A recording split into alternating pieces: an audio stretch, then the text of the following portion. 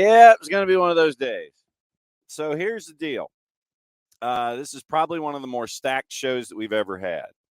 And we're going in a bunch of different leagues in a bunch of different directions. And now that I finally sent the link to everybody, maybe we'll actually be able to have guests in short order. So here's the deal. When Bart pops in, morning, Alex. Bart pops in, we're going to talk about the men's national team until the bottom of the hour. Greg Garza comes in at 9:30 for the Friday free kick to discuss what's going on in the world of mentoring, and we'll probably get some stuff going on involving the men's national team and all of that. 10 o'clock, Decatur FC drops by, and it is the opportunity for Jack Marchant to let us know what's going on. They've got a very, very busy weekend coming, and it's a big weekend for them in the WPSL as they're racing to try and get to the top and get into playoff spots. So there's all of that. You've got, after that, Yosef Samuel from KSA. KSA is playing Atlanta United in the UPSL playoffs this weekend. Jason's calling that on a Sunday at Shiloh High School. So we caught up with Yosef Samuel. That'll be in the 10 o'clock half hour. 10:30, John Mercado, the head coach at Apotheos FC, will be dropping by to let us know what's going on with him, because Jared is going to be calling the match with Apotheos and App. That is this weekend. So John Mercado joins us for a couple of minutes at 10:30. Jason joins us after that to talk about something called Atlanta United. And maybe coming back full circle to talk about what happened last night in front of 59,000 of your best friends with the men's national team. But Atlanta United taking on Toronto. They're pulling up the grass, they're pulling up the slats, and they're fluffing the AstroTurf, or fluffing the turf surface, so Atlanta United can get back to their original surface coming up this weekend against Toronto. So that's the rundown. So as we said, it is Bart starting things off for 20 minutes of spleen venting, and it looks like he's already got one of those scanner's migraines after what happened last night. This has evolved or devolved, however you want to use it, into one of the more important moments in match day 3 for this program. It's one of the largest matches in decades, probably, when it comes to this national team. Hi, Bart. How was your day? What's the mug? Do we? Les Miserables. Ah, very nice. Okay. Because that is the best way to describe yesterday. Oh, man. Actually, I do want to start off with positives, John, because I think it needs to be noted that Atlanta, on a 6 p.m. start on a weeknight, a school night, with another, I guess an important event going on in the city at the same time. A geopolitical event happening around the corner. We outdrew Dallas. And it's not about who supports soccer better, but we know Atlanta supports soccer better than Dallas. We have it factually on record now.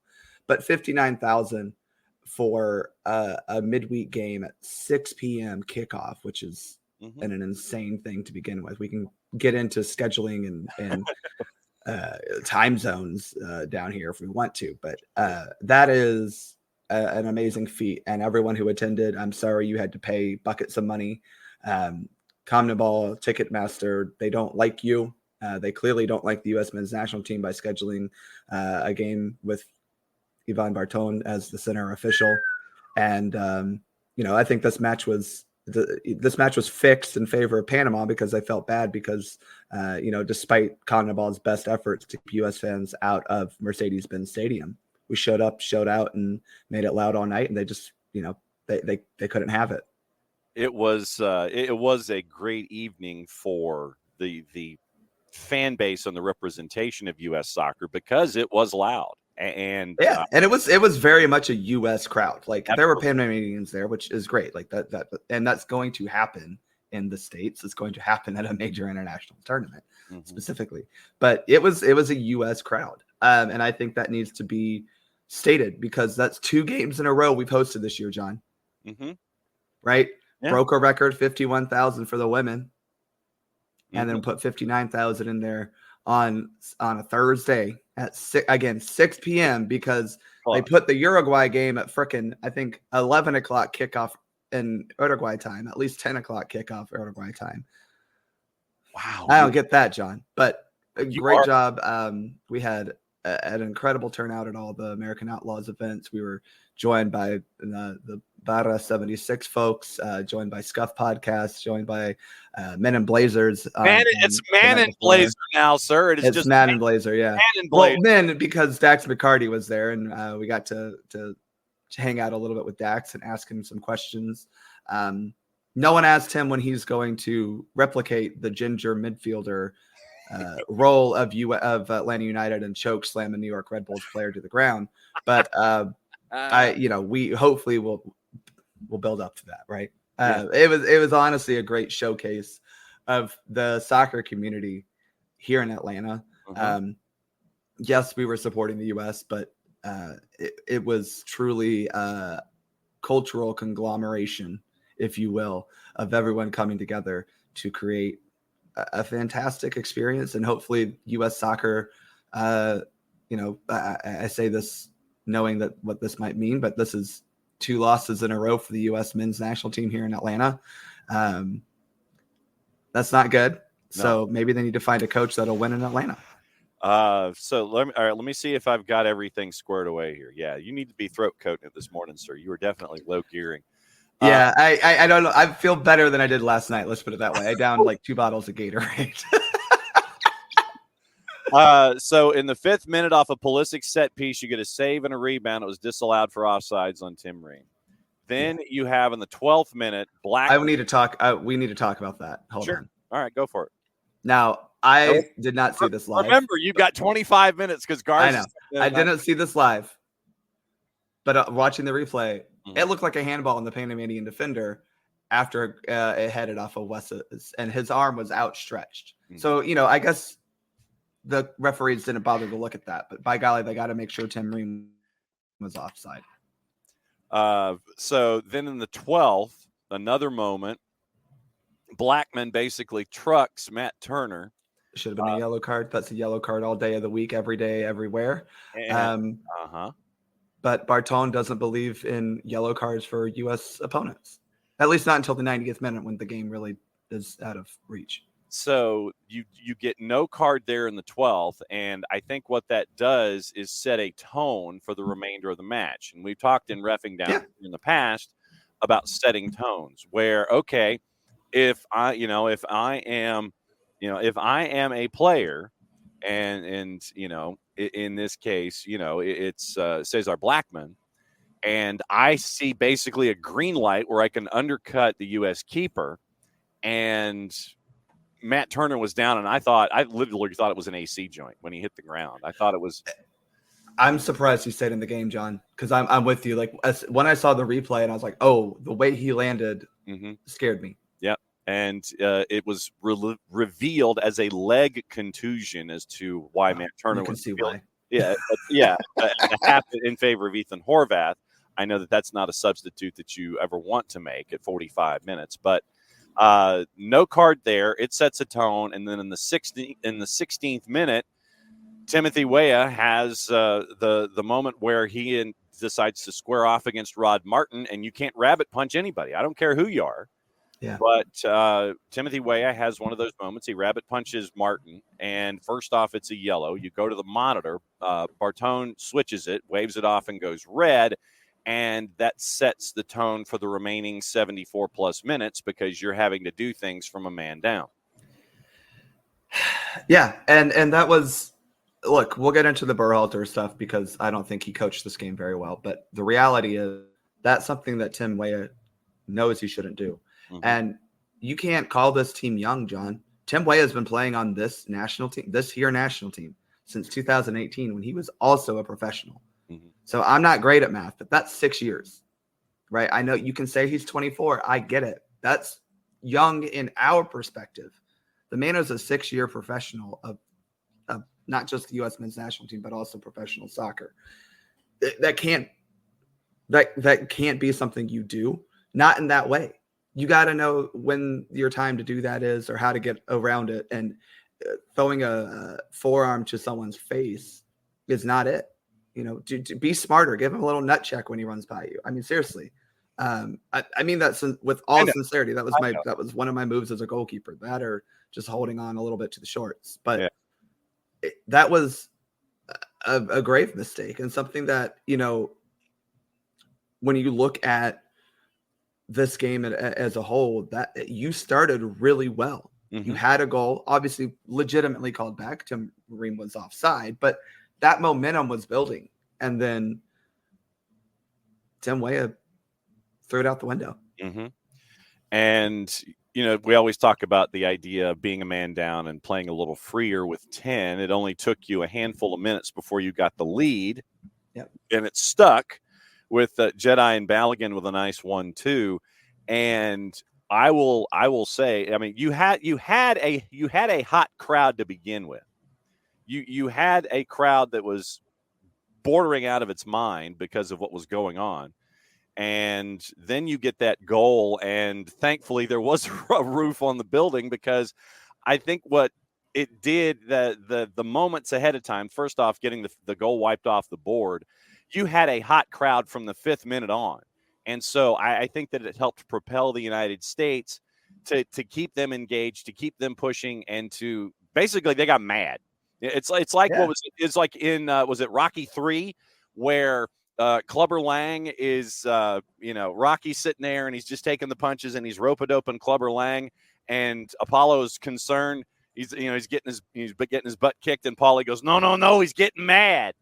And so right. So I think that's what you had your Rocky 3 moment against Clubber Lang there, where no, you got mad. And so you had a hot crowd of 59,000. You had a team that was motivated, and you end up getting the goal on the board, but that only lasted 4 minutes. But you had a crowd that was engaged and a team that was chasing, because they knew what they had to do at that point. Right. And I think the response was good in the moment, right? I think I do want to point that out, that the players in the rest of the first half responded decently. However, we'll get to one of my issues with this team when we get to the next moment on your timeline, I'm sure. Sure. Well, you get through you end up 4 minutes later, you end up with an equalizer there in the 26th. Yeah. Then you end up with a foul, no card. This is how I wrote it in my notes. Yvonne Bartone, foul, no card, no foul, call off a set piece. Pulisic pulled down inside the 18, no call on the 42nd. This is at the point where he just completely lost the game. I thought he lost it all the way back. Well, he lost it. I think he showed who he was back in minute 5 or whatever, it went 12. Yeah, 12. And he continued to just not adjudicate this game fairly at all. Like, I mean this sincerely. This is not sour grapes. He did not do things that are just automatic yellow cards. There were twice that Flo Balogun on a breakaway or to start a promising attack gets just yanked down from behind, and he doesn't give a yellow card for it. That is an automatic yellow card. But, Jedi Robinson gets one just because he, I don't know, had the audacity to foul someone. And that's pathetic refereeing. I mean that sincerely. This is not someone who can be taken seriously as a referee when you allow things that are supposed to be automatic yellow cards go, like slamming into the keeper, like pulling a guy down from behind on a promising attack. Those are automatic yellow cards. And he even gave Jedi a yellow card after applying advantage. And I've said so many times on the show that when you allow a promising attack to continue, you're not supposed to go back and give a yellow card for stopping a promising attack. Now, I don't think that the yellow card was for stopping a promising attack, and I'm not saying that Jedi didn't deserve a yellow card. But when you looked at that first half, even like outside of the Weah red card, which was the only thing he got right, he had a terrible, terrible game up until 90 minutes when Panama went full on just – I mean, they should have been given 3 red cards in in stoppage time. And then we'll get to the stoppage time where not only did he only get 5 minutes of stoppage time in the first half. It was 4 in the second. He gave 5 in the first half. Didn't even meet the 5 minutes. He got to 5 minutes basically. Like I timed it and he got to like 4:57, right?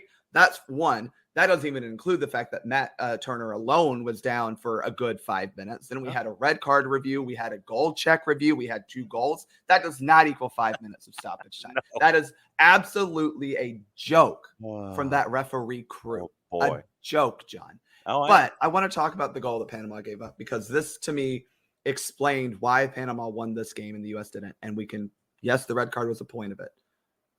Panama was relentless.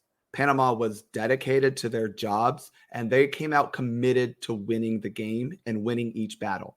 The goal we gave up is because Jedi Robinson didn't win his challenge, went in without the commitment to come out and win that ball, right? And then the Panamanian player has basically a free shot from the top of the box because Tim Ream's old and can't step to it, and Jedi had gotten beat. And that happened again with the goal that Panama scored to win. And it was just the theme of the night, where Panama was willing to do whatever it took to win. And the U.S., because Greg Berhalter does not hold this team accountable for their he is a standards guy. He cares about standards and metrics and all that stuff. That is not how you play this damn game. Okay? You play, and this is the problem. Sorry, this is the rant. We're getting into the rant portion. And I'm sorry. Okay. This is the problem when you excuse all these prima donna players from not playing in frickin' Gold Cups, John. Yeah, they get to go play in the Nations League twice a frickin' year, and then they're playing in a neutral crowd. No, this is why these players need to be playing Gold Cups. This is why these players need to be playing continental competitions, because your one big tournament experience being the World Cup is an absolute joke. Okay, Nations League is not equivalent to a Gold Cup, because you're not playing 3 group stage games where you have to do everything you can to get a result to advance to the next round. Okay, you're playing home and aways against random freaking teams that barely people can find on the map. This is a failure from Greg Berhalter and his staff, top to bottom, to not prepare this team to go out and win in continental competitions. And no, Abby, Miles is not injured. He just isn't preferred by Greg Berhalter because, again, he goes to Cincinnati. We don't have to defend him anymore. He's not better than CCV. And he's not better than Tim Ream. Sorry. Maybe you could have put him at striker. He scored a couple of good goals for the U.S. soccer team over the years. Maybe that should have been the play. Okay, so we certainly needed some help on set pieces. All right, so hydrate for a second, because you're man. When you record soccer for USPOD, you're going to need all the help you get. So after the match, Tim Ream says this about the tactics used in the second half. Ream, quote, "So in the first half, obviously, Gio had to move out to the wing. Christian was on the wing, and they were both kind of sagging more than we liked, because then we needed them to obviously get up the pitch. So they were sagging, and we were almost becoming more of a back 6 instead of a 5 or a 4.5, really, is what we were trying to do in the first half just to get through it. And so the adjustment was, let's play a 5.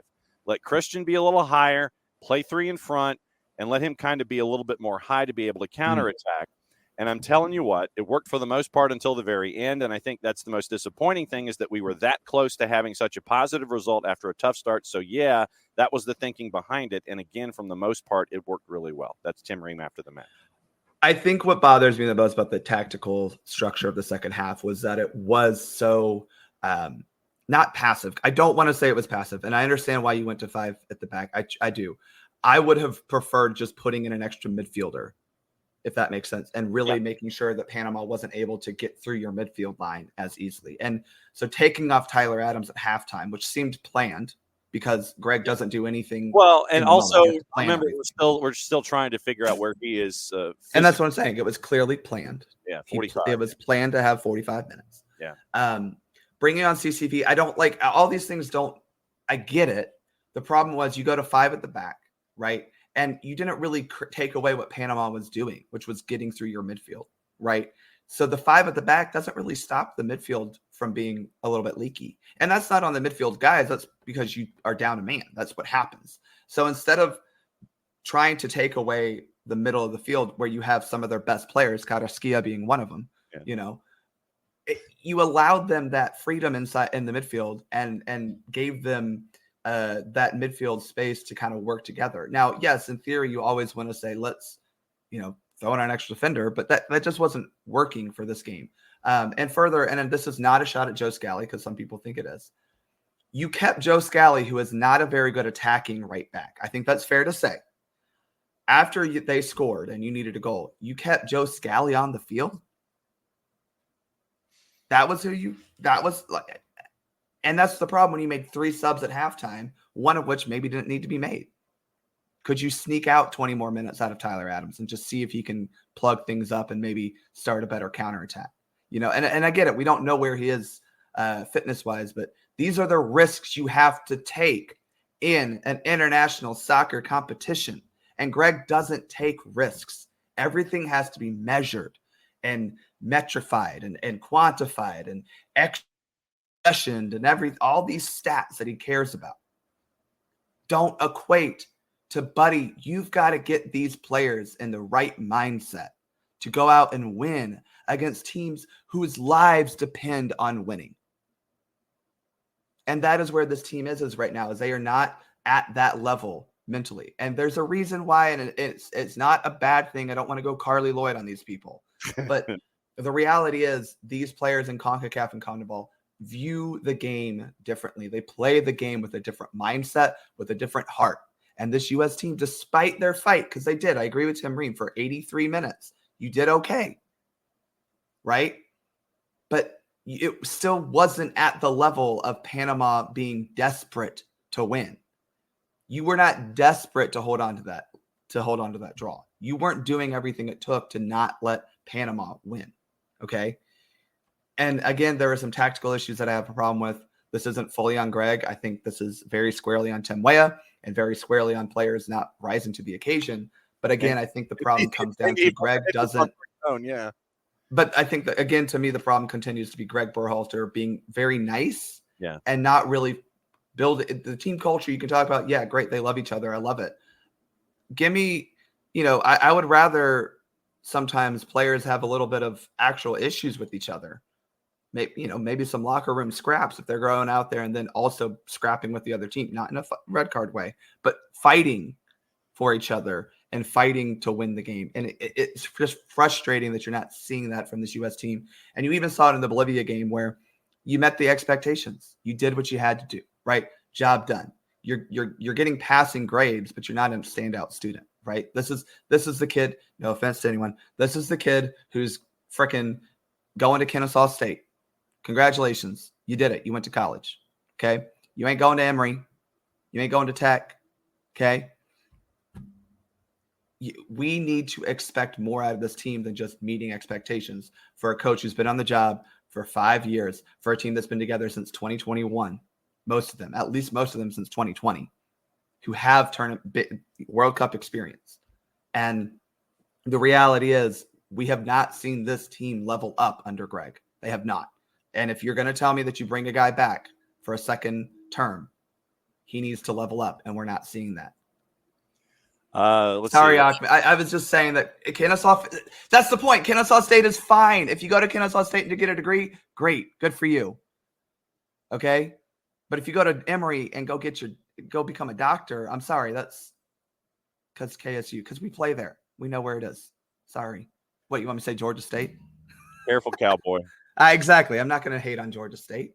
Well, you got folks on staff here at SDH from Kennesaw too, so it's I'd say there's nothing wrong with Kennesaw State. It's a great school. I'm just saying that it's not the level of Harvard.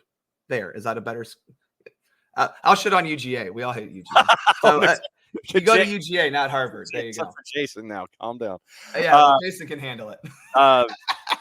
Claudoskia Lumberjacks in the 88th, and that just was completely and totally out of control. And that was the first of a lot of fouls that I felt should have been like red cards. There was one on West, like 2-footed studs. Like somehow not. That was just like, I mean, he was quick to give yellow cards, but those were red cards. Like Panama was lucky to finish with 10. And they were doing it all match. And again, Barton let him get through with it up until 88th minute. And then all of a sudden he had to, because Claudoskia, that was ugly. Yeah, and that's shameful from Panama, but also what I'm talking about, where they were willing to just do whatever it took. Yep. I know you got a lot to do with Soccer for US POD, and we are recording today. You did. Let's just say you better. We're recording today about the U.S. women's national team. That roster drops. U.S. Soccer, man, giving us a roster drop, a match announcement, and then ticket announcement yesterday. And I'm like, man, I'm just trying to wrap my head around Copa America. They don't believe in extending the news cycle. That's for sure. No, it's the NFL could never. Pile on to it, brother. So go save your voice. Thanks for the opening rant as always. Yeah. And we know we'll be listening to Soccer for US POD very, very soon. Thanks for dropping by and surviving the A block. Y'all, thanks for letting me rant. Enjoy your day. Hopefully it's not as hot, and go outside and enjoy it. All right. Be good as he drinks from his Les Miserables mug. Be safe, my friend. We'll see you soon. Wow. Hi, Greg. What's up? There was a match last night that folks are in a bit of a lather about that happened here in Atlanta. Yeah, I saw it last night. I was at a restaurant and had a bar. Yeah, I don't drink, but still sit at the bar. Right there, so I can watch the games. Yeah. No comment, I guess you can say. Well, I think that. We can take some of the elements of it and break it down into mentoring moments, and I guess that's what we'll do. Since you're pleading nolo contendere to watching the match and any comments that are associated with it. Tim Weah does what he does in the 14th minute, I want to say, and it was a moment of indiscipline, is what it has been referred to in the past when other folks do it. So 16th minute. So when Tim Weah does what he does and puts his team at a decided disadvantage for the remainder of a match, he came on social media after the match and apologized and obviously said the right things in that moment about where it won't happen again. He'll learn from it. Mm-hmm. He apologized to his teammates, the country, etc. When you have a moment of indiscipline, regardless of what it is, but obviously within the context of what we're talking about from last night, how do you better yourself? How do you recalibrate yourself? How are these learning experiences, especially as older players can counsel younger players and mentors can counsel mentees, when it comes to being disciplined in the moment and being disciplined on the day? What are those kinds of conversations like? As he takes the big drink from the coffee. Let me think about that, because I mean my question would be, how long has Timmy Weah been a pro? Mm-hmm. I mean, and he's been with the national team for a handful of years, so you should know what's expected of you, mm-hmm. right? And it's interesting because we always talk about the selves. The 4 selves come from the national team. Those 4 selves, they come from the head scout of U.S. Soccer. Self-belief, self-discipline, self-regulation. That's another one. Yeah. And self-assessment. So, I mean, there's going to be a lot of self-assessment right now for him to kind of look at himself in the mirror, be honest with what he's done, and try and find a way to, you can't really necessarily fix what's behind you, but you can try and hopefully be the most supportive you can be. We're all going to make mistakes. Crap happens. Right? So yes, ish does in fact happen. Yes. Yeah. And now you just kind of have to find a way to deal with it. They have to move forward to be to solidify their next game, which in my personal opinion, from what I've seen from Euros has been so underwhelming. Copa America has been so underwhelming of level of play, in my personal opinion. Mm-hmm. I think Uruguay is probably one of the top 5 national teams in the world right now. Just from the 2 games that I watched them play, of how dangerous they can be. And that's just my personal opinion. Both tournaments have been so underwhelming. The level of play has been, I don't know if soccer's getting worse, but it's both tournaments have been very underwhelming, in my personal opinion, of thinking that teams are going to be absolutely fantastic and just really underperforming. I mean, you look at Brazil, for example, even Argentina, in my opinion, have been okay. England, you have tons of different big house teams that are, supposed to be these next level of play. Every player is playing in a big league. and they've been so underwhelming to watch. It's been disappointing as a fan, to be honest. When you mentioned the four selves that are a part of your own analysis as an athlete, and you mentioned Uruguay too at the same time. And when you have someone like El Loco, Marcelo Bielsa, who is as different a cat as you can get when it comes to coaching. I mean, he is PowerPoint presentations, and it is, we're going to run fifth gear. We're going to slam it in fifth gear, and we're going to run that way for 90 minutes. And if you can't do it, then you're not here, and you're not a part of the solution. You're a part of my problem that I've got to fix. It seems like sometimes countries need jump starts, and you might have to do that 180-degree turn to get those desired results, at least in the short term. We're seeing something like that from Uruguay in your career and in your observations when you have a coaching change and it is 180 degrees. You go from the disciplinarian to the players coach, or you go, that didn't work. We've got to go back the other way. When you've had coaching changes that have been successful in the beginning, not necessarily thinking longer term, but early successes.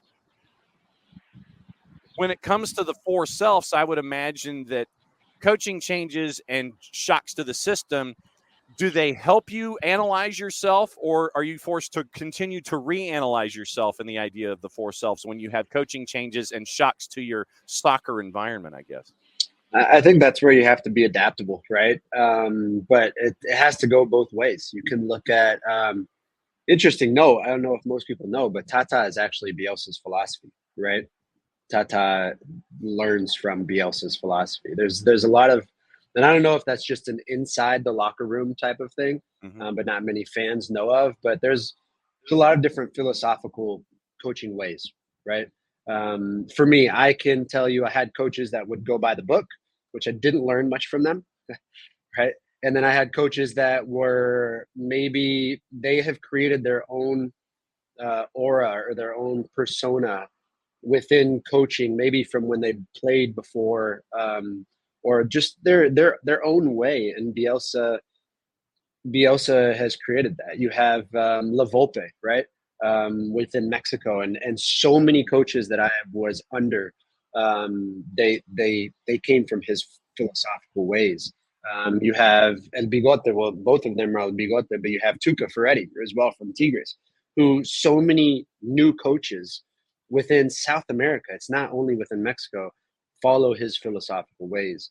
And Tata followed Bielsa's philosophical ways. If you think back to the way that we played in 2017, 2018, we were crazy, right? That's why they call Bielsa, a loco, right? So we had that local mentality to our, and Tata would always tell us, I want the other team to think that we are crazy, to press like this, to go 1,000 miles an hour from the beginning of the game. And I think that's what kind of really created that spark and that success for us within those years. But you say when you have a coaching change, it has to be adaptable on both sides of the game, on both staff and players. Let's look at Atlanta United when Frank de Boer came in, right? There's a philosophical change within the locker room from the get-go when Frank de Boer comes in. And I think everybody was still set because of the success in the philosophical ways of Tata or Bielsa. And sometimes that just doesn't click. Sometimes it just doesn't work. And sometimes it just won't mesh. And sometimes it will just create chaos within a locker room and within that relationship that you're building within a team. And so I think I look at Uruguay and they have this new coaching change, and it looks to me that if you look at the types of players that are on that team, I just look at two players that are probably great leaders on that team, which is one is Darwin Nunez, right? Luis Suarez as well, who comes from that same philosophical 5-second rule within Johan Cruyff and playing in Liverpool and all these different places. And then you have Francisco Valverde, which is also another philosophical, the Ancelotti mindset of, hey, you don't have to play the prettiest, but everybody's going to work their tail off and understand that we have the industrial players and guys that can change the game. You can tell that probably by those three leaders of the team, the guys that are probably playing at the highest peak of their careers, they have had everybody else buy into that new philosophy and what Bielsa is creating. And it's interesting. It's cool to see. That's just my own personal opinion, right? In the very beginning of the show, saying I think there's been a lot of teams that have been very underwhelming at performing in a way and in a sense to where I think that the expectation from us as a fan has been so much more than what they've showed us. And that even goes, that even goes sometimes with our own country. We have to assess as a fan and be like, man, I know with the players that we have, we can be so much better.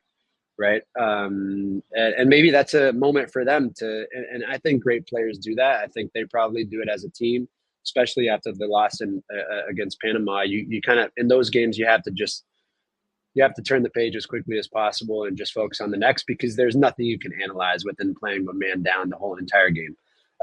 You can't analyze anything and what you can do better. But I do think in watching the Bolivia game, I think we could have just absolutely demolished Bolivia, a very poor side.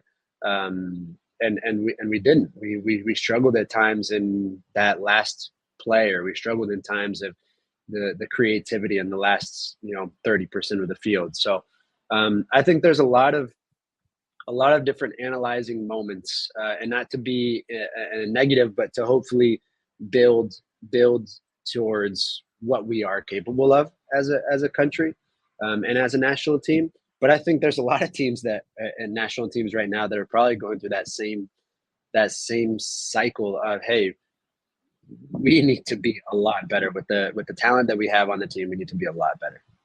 Brazil and Mexico come to mind in that, with El Tri being in a transitional phase, and it's like they're being brought kicking and screaming into that transitional phase. It's like it's almost like what we saw with the women's national team, where you're almost waiting too long. You're hanging on to the veterans almost ttoo long. And then when you finally do make that decision, it's too late, and you put yourself further behind than you would have been if you had just gone ahead and said, all right, we're going to bring in younger players. We're going to do it this way. Brazil, I think, is the same way, where they're in transition. They waited too long with the older players. You have younger players that are having to kind of learn on the fly. And you kind of put yourself in this damned if you do, damned if you don't category, instead of just going ahead and doing it. And you're seeing the results, sadly, with a lot of the blue bloods that are out there right now. Yeah, Mexico is the U.S. national team from the years of 2015 to 2019, in my personal opinion. Right, that was when I was in the national team, and it's a transition phase. It's a transition phase to where, like, nothing is solidified. There is no solidified team that you say, okay, these are the guys we're going to work with for the next 5 to 6 years. It's just completely, it's a Ferris wheel, right? You're still trying to figure out. And Mexico, they're in that right now. They're in that transitional phase of trying to figure out who are their next solidified stars going to be. And I don't think they've found them. I don't think Jimenez has really solidified himself on a team to where he's a big dog. You're playing in the Netherlands, right? Yeah. I think the MLS is stronger than the Netherlands, than their league. So it's that there's certain players that I think still need to be on, great teams within the world to then be on Mexico. Which if you look at Mexico in the past, and those guys that were really doing well in other places, those were the guys that are now transitioning out, right? And have moved on within their careers. Brazil, this is the worst Brazil team I have seen since I've been alive. Wow. I mean, I love soccer because of Brazil, right? My journey, my path started in Brazil. This is the worst, and obviously my boy's mother is Brazilian, right? So we still hang out and we watch games and hang out with all of her friends and all of our friends within Atlanta. There's a big Brazilian community. And we always joke around and we say it's the level of responsibility that these players have taken Let's look back at 2002, 2006, right? 2010. It can be 2014 even. You can take it that far. Although their last success was in 2002, which is crazy to me. Yeah, I know. But if you look back at that team and you go through the lineup and you look at every single player and where they are playing, and you look at the team now, and you have players now playing for West Ham, for Aston Villa, for Wolves, for Porto, for I don't know where, CSK Moscow. And you go back and you look at Brazil, and every single player at that time was playing for Inter Milan, AC Milan, Barcelona, and Real Madrid. Yeah. The whole entire team was represented on the 4 best teams in the whole entire world at that time. You can't. There's no comparison. You can't tell me that those players feel that sense of power within themselves. They can't. You can't play for Wolves and then go into the Brazilian national team and look back and be like, well, the person who was before me played for Real Madrid or played for Barcelona for 18 years, right? And I'm playing for Wolves. You can't. And so I think Brazil is far behind, and to where I believe in the past, even in 2002, 2006, 2010, maybe 2014, to where you saw the yellow and blue and it terrified you.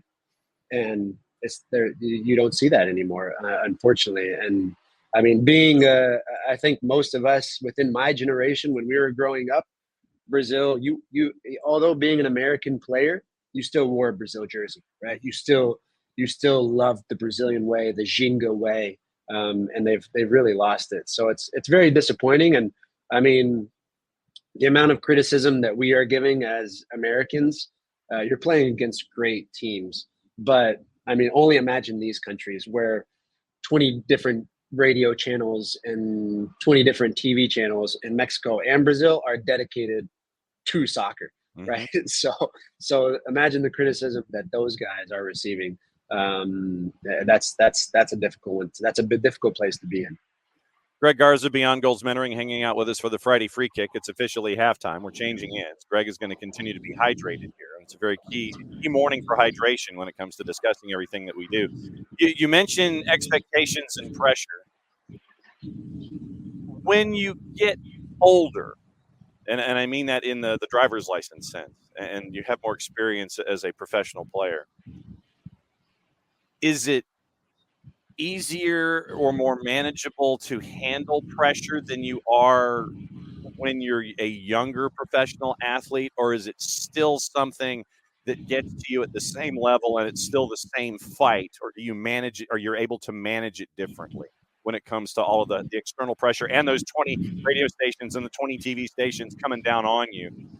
Is it a different way of handling it? Do you just learn to navigate it? Is it still the same kind of a struggle? What is it like dealing with pressures as you get older as an athlete? I think the pressure always will remain the same. If you're playing at that level, the pressure is always there. Now Mike says it very well. I mean, he always says that pressure is earned, right? Pressure, you have to embrace it and cherish it. Pressure is a privilege. So those guys that are playing at that level, Schmeichel Senior said it the other day, and I believe it was the Champions League final. And he was speaking about, I want to say he was speaking about Rodrigo. And I think right before the Champions League final, he had said that Manchester City was the best team in the world, if I'm not mistaken. And I just remember right before the pregame, they were asking, well, this guy has been criticized for this. He said this, the Madridistas or whatever, all the fans have now criticized him for saying that they're not the best team, et cetera, et cetera. And he had said something that really stuck out to me. And he said, look, when you get to that level, you have now dealt with so much pressure that the only pressure that you should really focus on is the internal, right? The internal pressure to the level of standard and, I guess the ladder that you hold yourself to, that is the only pressure that you should feel. And I think I was really spot on, because when you're at that level, you are already so accustomed to the external pressure. And maybe that's something that does come with the experience. But I think if you are able to solely focus on the internal pressure, what level of standard are you holding yourself to? And what level of standard do you know that you can continue to hold yourself to? That is something that, where if you allow that focus to be pointed in that direction, it eliminates everything else. And I mean, look, maybe didn't have the best final he should have played, Rodrigo, but I mean, the semifinal, this guy absolutely crushed it. So, really gave his team a great showing to get to where they were at the end of the season. So when it comes to the younger athlete today and your mentees, are they, because of all of the advancements and understanding social media and understanding coverage in its context and people getting on the 280 character app and venting their spleens and going on Insta and doing what they do, are your mentees and athletes of that age, do they handle it better, worse, or just differently from when you were a professional athlete? I think pressure has been amplified because of probably the social media aspect of self-acceptance. Yeah. I think it is harder. It is harder these days within the young kids to understand and accept their own self-worth and their self-value. Whereas back in the day when we were kids, it was the self-acceptance that I had was against maybe, not against, but I mean, around 5 other kids that you were really close with. And you didn't have that amplification of, I need to be accepted by someone who's living a world across from me. Yeah. Whereas in today, every video that you post or every picture that you post, it is always looking for, whether it be the likes or whether it be the comments or whether it be the highlights or whether it be anything. And we just didn't have that as kids. So I think our like I said, our focus was probably more internal. That's a good way to put it. And now sometimes a lot of these kids, their focus is external. Their focus is external acceptance, and that external self-acceptance should never be. I think within our mentorship, we really try and help kids understand their self-worth and self-value is greater and more important than anything else. And I think a lot of kids these days, I see they shy away from that. They're always thinking about what somebody else thinks of me. They're always thinking about how did somebody else think that I played. I remember playing with a kid whenever I was on the U17 national team. And we still talk about it. And I saw him the other day and I said, dude, you were, and I spoke with some other people as well. And they were also former teammates of mine, and they thought the exact same thing. And we now laugh about it. But I told him, you were one of the only players that I can remember being on the under-17 national team that we would finish the game, and as we would get back on the bus, whether we were traveling or whatever it was, and you would sit down next to me and say, hey, Greg, how do you think I played, man? And I said, man, that today happens so much more. But you were one of the only players back then that I think would do that. And I think my response back then would be, well, you know how you play. Why are you asking? What are you asking me? You should know how you play. And I think if kids could focus more on that, they should never think about, hey, I finished the game. Hey, buddy, how do you think I played? How do you think I did? Do you remember that one situation? Well, can you self-assess? Can you figure out how we all know when we played a great game. We all know when we could have done better. We never need that validation from someone else. And I think I look back at that kid where back in the day, it was very rare to see. And in today's world, I think it is a lot of that. I'm always seeking somebody else's validation of, hey, did I play well? Hey, did I do this? Hey, did I do that? Because of maybe the social media aspect and then everything else that's come into play. And the reason I ask is because the way that social media is these days, I put a tagline to it that's attached to what we do on a daily basis. It's stupidity down here. And when you have people on social media do insanely stupid, racist things for young men, two young men, I always wonder about how the younger individuals handle it, address it. Do they ignore it? Those kinds of things. Because when you see what happened with Flo Balogun on social media after the match last night, it makes you wonder why somebody thinks that being that stupid and being that racist is something that is acceptable, A, in their own sphere, and then B, on social media. And then how younger folks address these kinds of things. Do they just sit there and slough it off and it's like, yeah, somebody's being stupid? Or is it being taken to heart more because of the pressures of social media these days? Yeah. That's an interesting topic because I think being part of the ICA, the Intercultural Awareness Training, and being a spokesperson and going through all of that training and understanding what comes behind, and I think it's really, and this was something that someone at the league office said. It said it's really hard to change someone, right? It's really hard to change someone when someone is stuck in their ways, when someone has their political or their certain views. It's almost impossible to change them. So can you develop a way to just help them understand? Yeah. And that is I think our biggest maybe goal and maybe ICA training, and also just as a fellow human being, is not necessarily changing someone, because it's when someone has their views and when somebody thinks a certain way, it's very difficult to change them. But can you help them understand maybe how that person is feeling?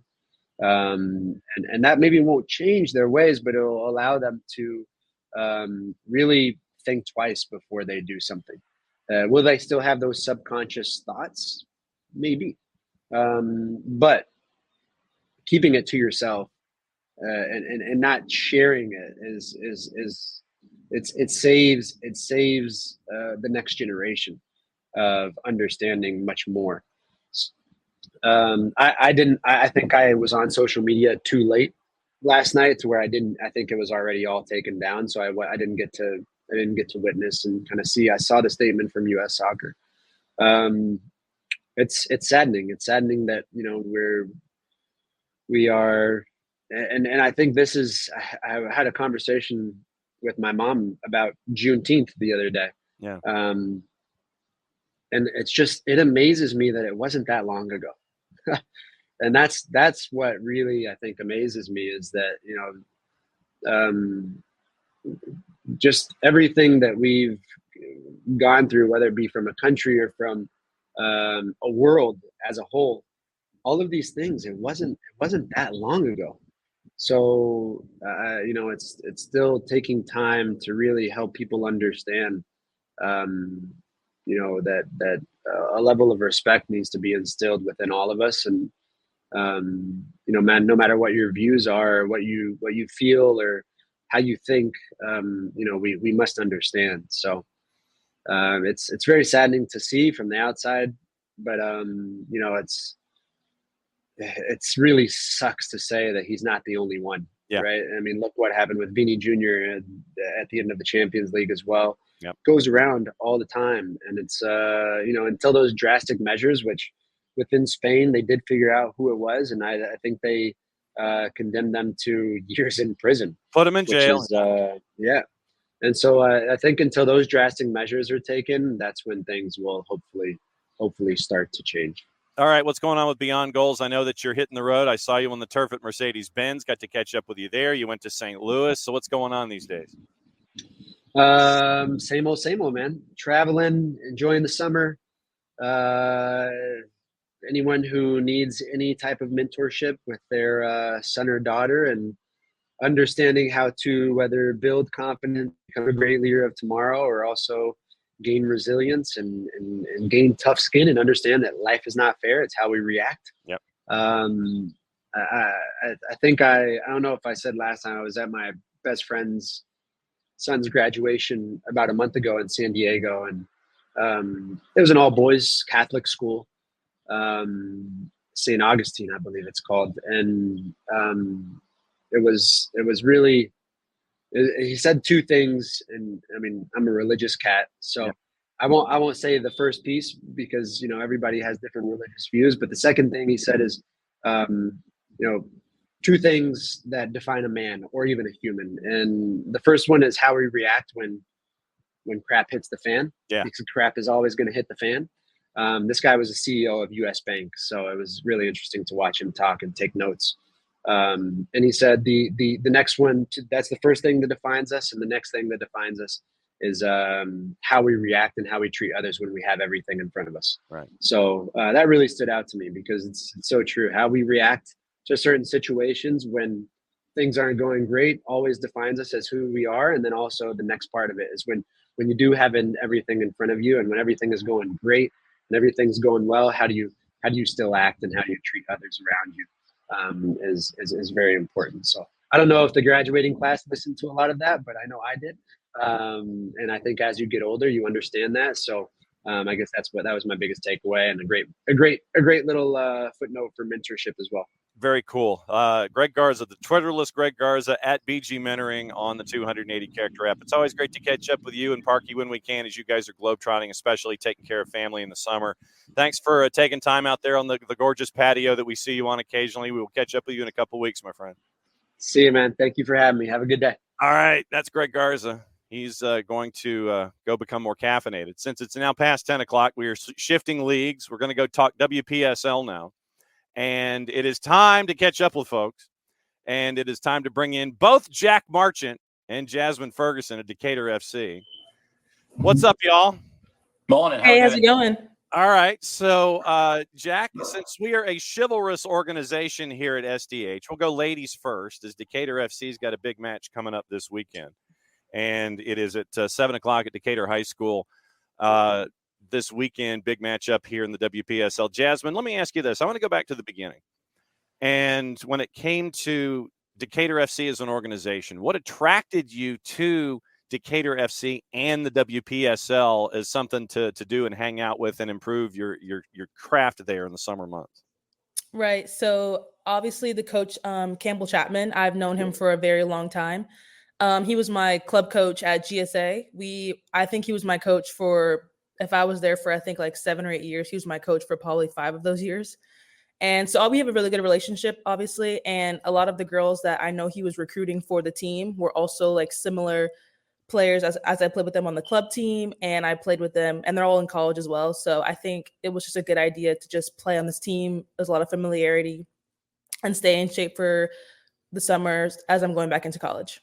So, Jack, what's it been like to have this group assemble, Super League assemble, you put it together and to have the season that you guys have been having?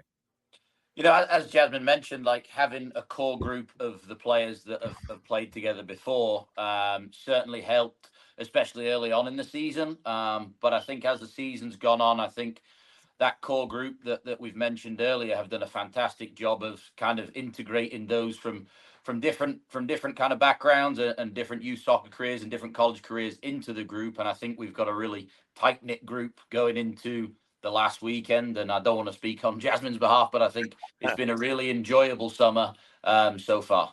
So, Jazmin, has it been a real enjoyable summer so far? I'll speak for Jack. I'll ask.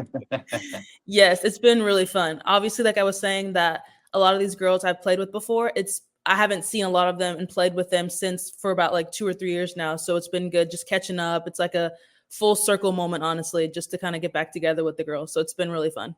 So has there been one thing that has surprised you, Jazmin, more than anything else, whether it's about the league and the travel and the style of play and just how cutthroat it is out there as folks are chasing after national rankings and championships? Has there been one big surprise for you that you found out playing in the WPSL this year? I think honestly, like us being a first year team, like I'm really surprised at the turnout that we've accomplished this year. Like we've broken records for attendance, and like we've won games, and we've done a lot of things that a lot of first year teams probably could not have done. And I think that was one of the biggest things that stood out to me, just having all the support we've had in Decatur for this being our first year playing in the league.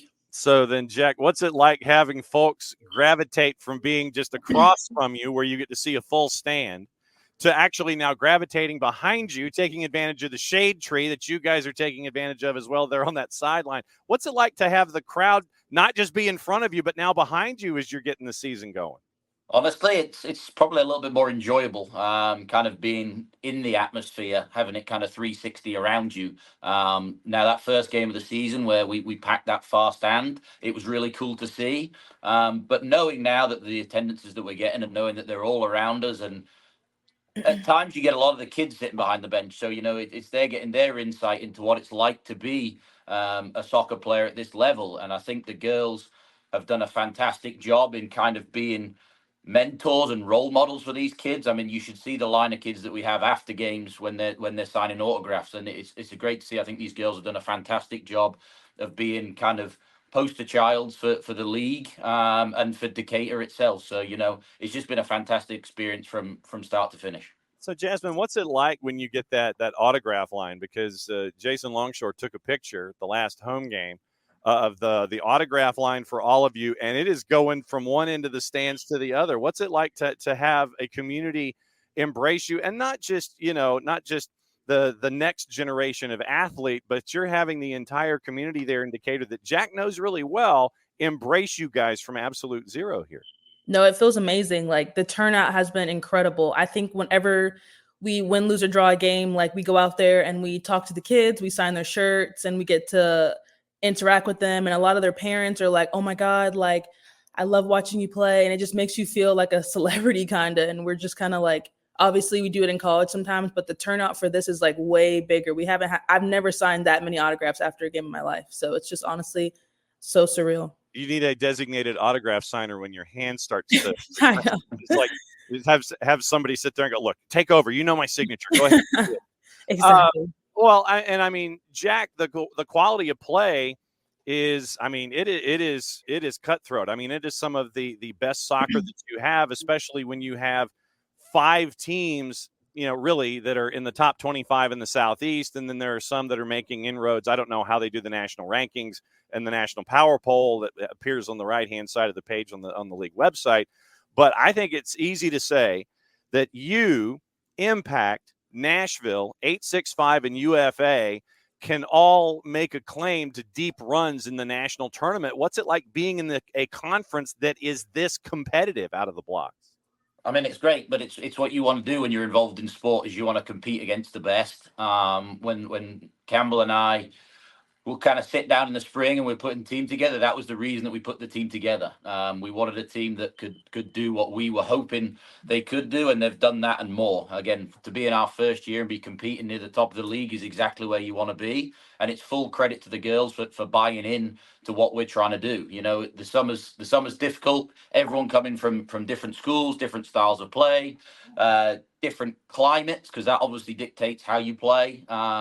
And kind of buying into what we're trying to get them to do has been brilliant. And again, as we mentioned in the past, this isn't just kind of a flash in the pan moment for Decatur FC and Decatur. It's something that we want to establish and be around for a long time. And we like to think that we're giving the girls an experience, and Decatur FC are giving these girls an experience that Jazz and the likes will want to come back next year and build on. And again, our plan is to be better next year, because we'll have a group that's a year more experience down the line. And, we just want to keep building on what we've done, but it's been fantastic so far. Decatur hosting Nashville Rhythm at Decatur High School Saturday night at 7. For those that are not going to be at Mercedes-Benz watching Atlanta United, Toronto FC, go out to Decatur and watch Decatur FC and Nashville Rhythm. Jack mentioned it, Jazmin, about the idea of all these different players from all these different philosophies, basically jumping into the deep end.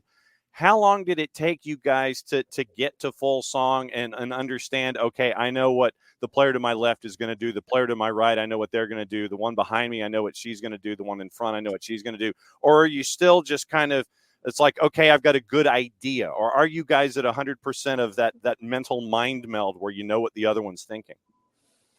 I'd say that I don't think we're at the 100%. Of course, I think we just in the beginning of the season we just told ourselves to play simple, just because that's easier to like go along with. I know if we're gonna make these simple passes and like these simple runs instead of doing anything to complex everything and make everything more of like a big game. Like obviously we know like certain people play like long ball games, some people play like through the line. So I think if we just played simple and just made those easy passes like A to B, we knew what like the next person, like you were saying, would do to my left. I knew what she was going to do. She wasn't going to try and do this 40-yard diagonal ball across the top. We knew she was going to play like to the 6 right there and then back into the center back and then maybe out the other side. We knew just playing simple would kind of ease the chemistry better with all these different styles of play. And Jack, one of the hallmarks of Decatur has been the defense, where you guys had a 0 in the GA category for a very long time this year.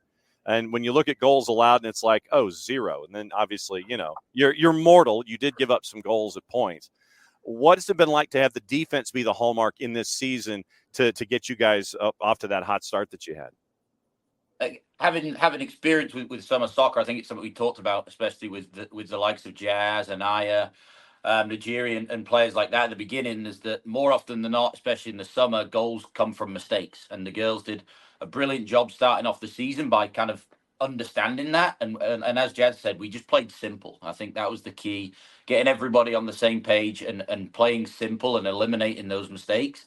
Like you said, we're all human. We're going to concede goals. It's part of the game. But we've done a really good job since then of kind of reacting to that adversity and building on, but continuing to do the same things. But that's been the cornerstone of any good team, is their defense.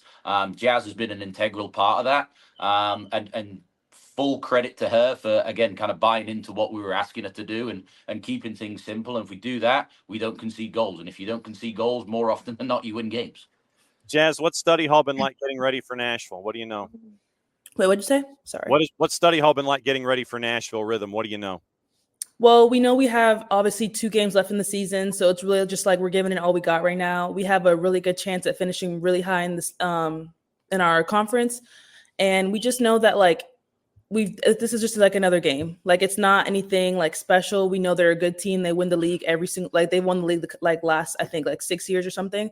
So we know it'll be a good game, but we know we're a good team. So we know we can just keep up with them, just like we've been keeping up with other teams like that. So, Jack, along with what Jazz is saying, what have you and the coaching staff been doing to get ready for this matchup against Nashville, knowing, B, that you got the matchup against UFA Monday night to end your regular season over at Oglethorpe? You can't think about that one yet. You got to think about this one now to still get what you want to do and climb the ladder. What are you guys thinking about what Nashville brings to the table? For us, it's just been, again, focusing on ourselves, keeping ourselves ticking over. Training's been good this week. Training's been good all summer. It's just about keeping the girls ticking over, keep them informed, keep up the good spirits and everything, and keep it rolling. We're going to go into Nashville. Nashville going to be a very technical team. They've got some dangers up top that can score goals, but the main focus is on us and what we can do. Because if you start focusing too much on the other team, it kind of takes away from what we're trying to do. But that's kind of how the summer is. You kind of have to problem solve as the game goes on. That's why I love summer soccer. You can focus on the product that you're putting out on the field, but you've also got to problem solve as the game goes on. But full focus is on getting 3 points on Saturday night, and then our focus can switch to UFA at Oglethorpe. No doubt about it. All right. So Jazmin, Ferguson, Jack Marchant, Decatur FC, once again, 7 o'clock, Decatur High School. Jazz, who's that? My dog. She's like wanting to play right now.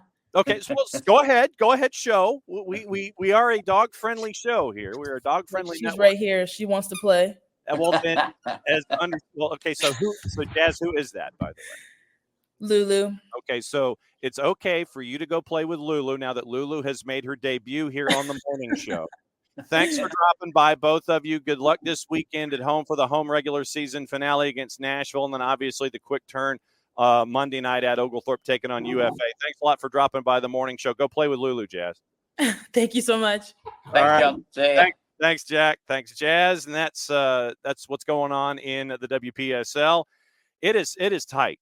It is tight in that conference right now. Just to give you an idea as to where things are. And the WPSL show, we have as a part of the summer six-pack. We do have another conversation with Jack talking about the season in general and other things. That'll be on the WPSL Weekly. That'll be later on today on the network. So you can listen to that on the network. All of our stuff going on today. It is the summer six-pack. It is the weekly review previews with the USL Championship, USL League One, USL League Two, USLW, the NPSL, and the WPSL. All that stuff will be out later today on the network, so you can get caught up with what's going on all across the footprint here on the SDH Network and the morning show. Okay, we're going to talk about another league, and I'll see if technology can make this happen for me. Yesterday, got to catch up with someone who is really, if you go into your data bank when it comes to everything going on in Atlanta United, Yosef Samuel is now over at KSA, and KSA is taking on Atlanta United Academy in the UPSL playoffs, and that is a matchup that Jason is going to call on Sunday at Shiloh High School. And so it's going to be really busy. So Jason is going to be calling KSA, Kalanji Pro Profile, and Atlanta United Academy on the UPSL network. And you go to their website, and Jason will have all the links and everything. Sunday night at 7, that is going to be at Shiloh High School for those of you that want to make that trek and around that part of the world. You can catch that matchup there. On the network on Sunday, also at soccerdownhere.mixler.com, I will have the call at 6 o'clock pregame show before 6 involving Atlanta United 2 and Inter Miami 2. So Messi and Friends 2, Atlanta United 2, pregame show 5:30, kickoff a little after 6. That's at soccerdownhere.mixler.com. The reason I'm calling it is because Jason's doing the UPSL game involving the playoffs involving KSA and Atlanta United's Academy. We caught up with Yosef Samuel to find out what's going on this season, and KSA has done gangbusters, only losing once. Here's our conversation that we had with Yosef Samuel, and we'll have more coaches coming up on the flip side of that. Trust me. Time to find out what's going on in the UPSL, a big matchup this weekend with KSA taking on Atlanta United. Hanging out with us, an old friend and a familiar face, Yosef Samuel, who's got a little bit invested in both sides of this, and he's on the KSA side. Yosef, thanks for dropping by for an education this morning. Thank you for having me. So when the season started there for you at KSA, I guess let's go back even further a little bit. What attracted you to being a part of the KSA and the UPSL to keep yourself sharp in this current soccer environment? So I've been working with Coach Bruno, since I was like 12. So for me, what KSA represents is a community. So I'm always going to be around KSA no matter what, whether it's helping out coaching or, playing and helping the younger guys. So that's why I really began to play. When it comes to the UPSL, for someone who has never seen a UPSL match, regardless of where it is and wherever they are here in the United States, what is the UPSL style of play? What's it like to get involved in this kind of a sprint from March to the summer? How would you break down what the UPSL means to the whole soccer footprint? Playing wise, every team, I feel like they have a different approach. We definitely do, and we switch it up a lot as well. It's hard league, I would say. It's very competitive, and I know players are very strong, and they give it all. It just seems like it represents the same thing for them that it does for me. It's usually a community team. They love being with each other, and then they go out on the weekends and give it all, which is really beautiful, and we love that. For folks who haven't had the chance to see KSA play this year, I know that for folks that really follow the game here in the Southeast, there are a lot of familiar faces, but who are some of the folks that might be watching your team for the first time this weekend in this big match? Who are some of the big names other than yourself that folks might sit there and go, oh, yeah, I remember that guy. Now I know what he's doing. Who else is there with you? In our team? Yeah. I would say Tony, Mamadou Jallo, Anthony. I mean, he's been doing it for a while now. So it's pretty much everybody. I think our list is pretty long of really good players with a good resume, and you can feel that when you come to the environment and how they compete, and everybody's kind of like you can rotate the whole team and still have a good win and a good turnout. So I don't know if it even makes sense to point like few players. Yeah. It's more of like everybody's capable of doing the job. It's just at that day who gets picked to do it. Yeah. I mean, it's because it's Anthony Sumo, Tony Tiente. There's you. Yeah. You've got Patrick Okonkwo has had some appearances with KSA. Obviously, Callan's been a part of it, with the Kalanji family. You mentioned Mamadou Jallo. You keep going down the list. Wilfred Camden Chupa, for those that know the local soccer scene, he had some appearances with KSA. So, yeah. So, and Diakite. And so, I mean, Junior Sandoval even had some appearances with this roster. Junior Sandoval, legend. I mean, and so it's been really interesting to kind of dive into this roster and see what you guys have been able to do in this particular season, where you're coming into this match. You've only lost once, 8 wins in 12 with 3 draws. And that loss came in the second match of the season, January, February, March 24th against Potros. And you guys have run the table since then. What has it been like not to lose since March 24th? It was definitely a wake-up call for us, that game. I don't think we were prepared as we should have been.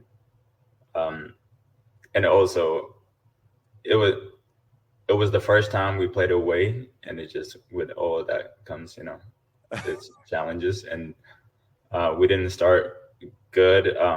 But after that, I think everybody woke up and decided like that would be the last game we lose, and ever since then we've been on it.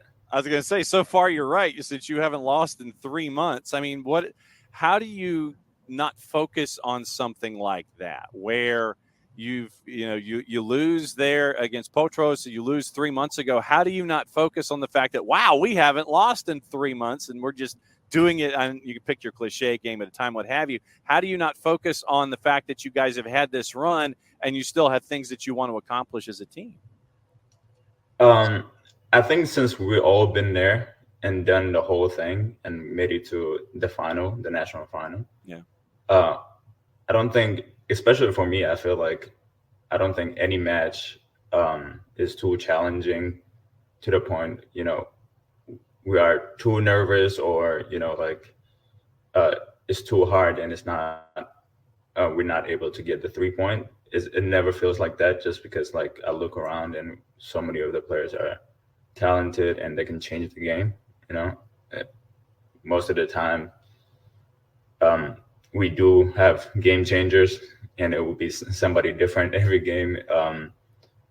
So I think we all believe we can go far, and I think our goal is to make it to the finals again. We don't focus too much on one game being, weighing too much on us. But I don't know. That's how it feels to me, at least. Last time you played the Atlanta United, it was a 4-0 win at the training ground back in about a month ago. What do you remember about that match there at the Children's Healthcare of Atlanta training ground against this Atlanta United team?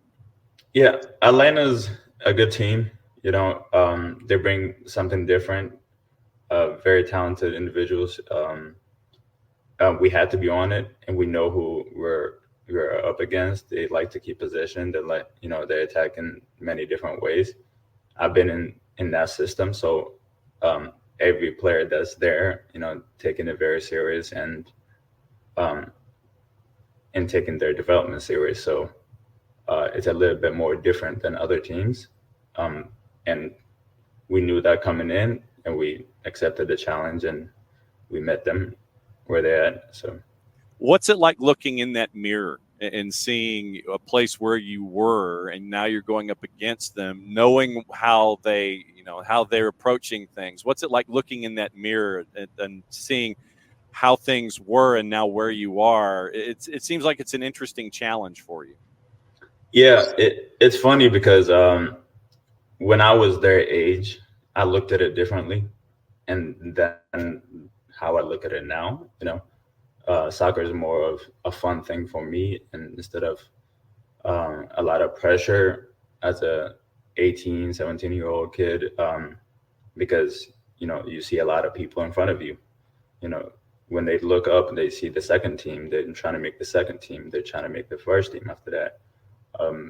So I know it's a lot of pressure. Sometimes pressure makes diamonds, and sometimes you can see where it can become too much.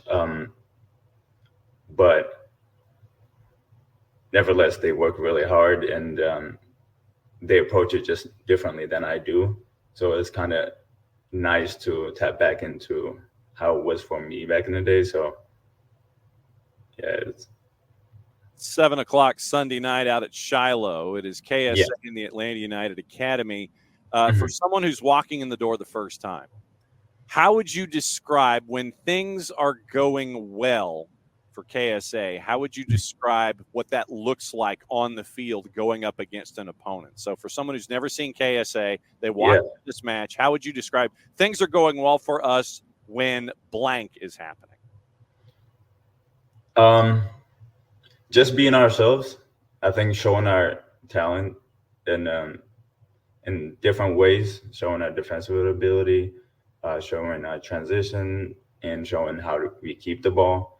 I think what's really good about our team is we can do it all in different ways. Some ways, we are very direct, and we beat teams that way. We have fast players, very good individuals, especially one-on-one and stuff. And some days we break them down, just pass the ball, find the open man, and then it's an easier goal. So we play as the game goes. Whatever opens up, we're gonna try a bunch of things. Whatever opens up, we take advantage of that, and that's how it usually tends to go. Well, we're looking forward to it. I know that it's going to be fun, and it's going to be a big playoff atmosphere out there at Shiloh on Sunday night. Thanks for dropping by and hanging out with us here on the SDH Network. Be safe, my friend. Make sure that you come out healthy on the other side, and we're looking forward to it and seeing how it goes here in the UPSL. Thanks for dropping by. Yosef Samuel and UPSL going on. So I'm bringing Jared in here for the final 40 minutes of the show, or for however long you can hang out with us. Pretty much here until we all burn up and turn to dust. It's been a sprint this morning, brother. Man, I know. I just kind of I saw the rundown. I was like, I'm not going to be able to jump in and out efficiently, so I'm just going to come into the second half of it. Yeah. So we have talked about the men's national team. Really? What happened? I know. Really? Was there a game? Exactly. Yeah. Bart doesn't have much of a voice, and he had to work through a 25-minute segment venting his spleen about what's going on with the men's national team. It's going to be wild when Mercedes-Benz Stadium is host to two coaches in one calendar year that are possibly going to lose their jobs because people aren't executing. Yeah. Because Greg. Look, man, if Greg doesn't pull something, and actually, that's the thing is, man, you could beat Uruguay and still not go through. Uh-huh. Because whether or not you think Uruguay is going to rotate, either here or there, yep, Panama is going to try and drop a six-piece on Bolivia. Because if they win by enough goals, it doesn't matter what the U.S. does. Right. So, and then you got some decisions to make about Greg, because you can't not get out of the group in the Copa in your country. Mm-hmm. Yeah. So you got that. To Abby asking the question, I wonder honestly, because Yeah, I mean, you brought him You back. don't have any choice. It's not his fault across the board, but I don't think you have any choice. You can't not get out of your group. No. It's tough. It's never as simple as like a black and a white. There are layers to the onion. Yeah. Whatever. Yeah, and that's the thing. So, we're waiting for what happens at the end of group stage, match day 3, when it comes to Copa America, and the fact that 59,000 of you showed up last night, as Bart said in hour number 1, about it was on a Thursday night in the dinner hour in downtown Atlanta, with another event going on that had road closures and unannounced road closures that were attached to it. You had all of that fun. 59,000 showed up, and it was time for Atlanta to show up and show out once again. All right, here's another league that we haven't talked about this morning. Time to drop in what's going on at the NPSL, and this is where Jarrett takes the lead as the voice of Apotheos FC on the home side of things. We bring in their head coach, Jonathan Mercado, for a couple of minutes because he's got a big matchup going up against App FC this weekend. Coach, what is going on? Welcome to the morning show. How we doing, John? How we doing, Jared? Good morning. Happy Friday. Excited to get to play this weekend. Season's wrapping up, emotions in the air. So super, super pumped. All right, Jarrett, you bat lead off on this one.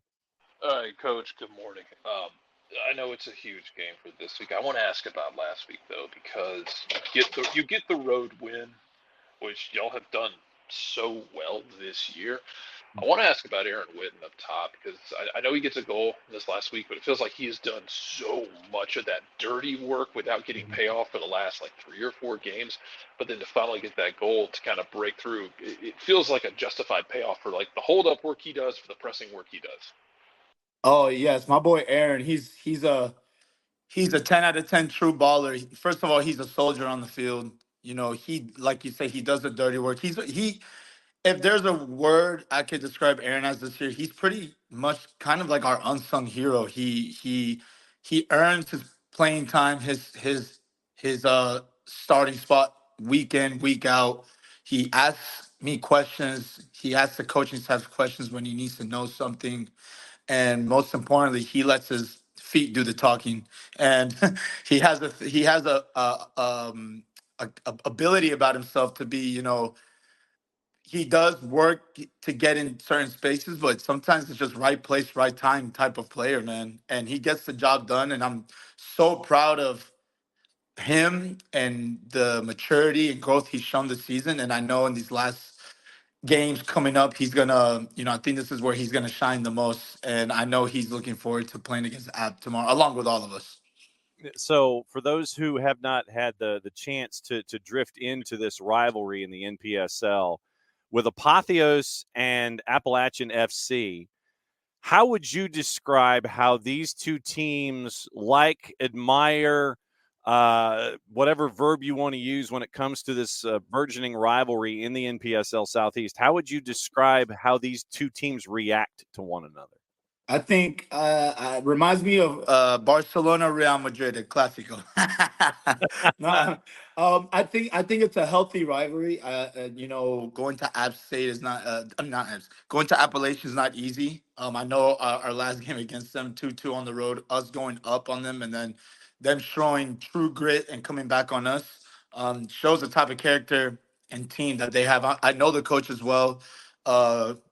Coaching against him collegially in the Peach Belt in the Peach Belt Conference with Clayton State, and he knows how to keep his men organized, his teams organized, and always focused. And myself and Coach Joel and Coach Allen, we do our best to really keep our boys switched on, locked in.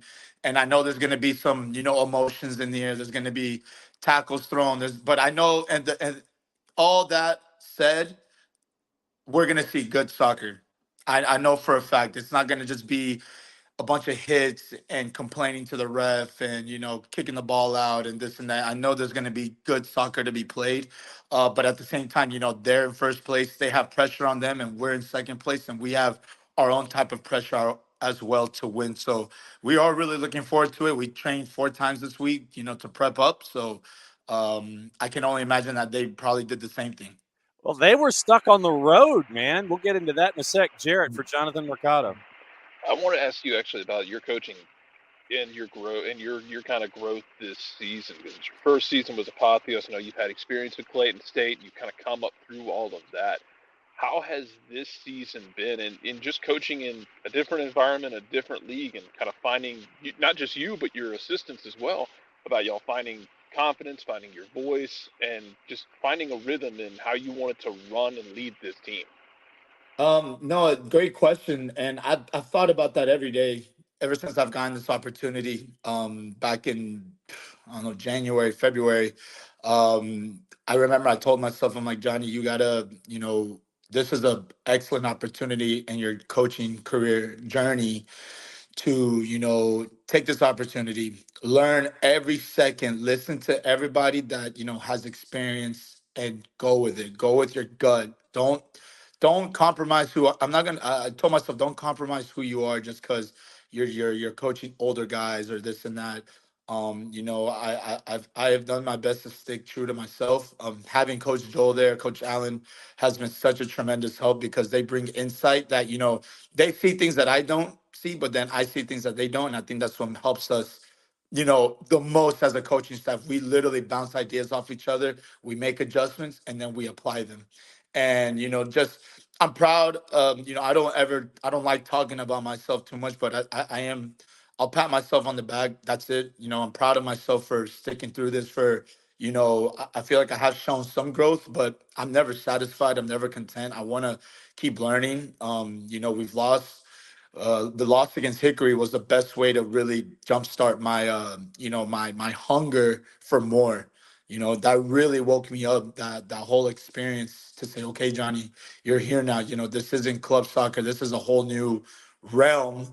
That even though you were a soccer player in the past, you still play. You played in this league.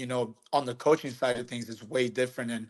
And by going into these last two games of the season, I can look back and say that myself, along with my coaching staff, we have matured and grown in the sense that we've become a team, like I said, where we bounce ideas, we talk, we communicate. Communication is golden, is gold, and then we apply.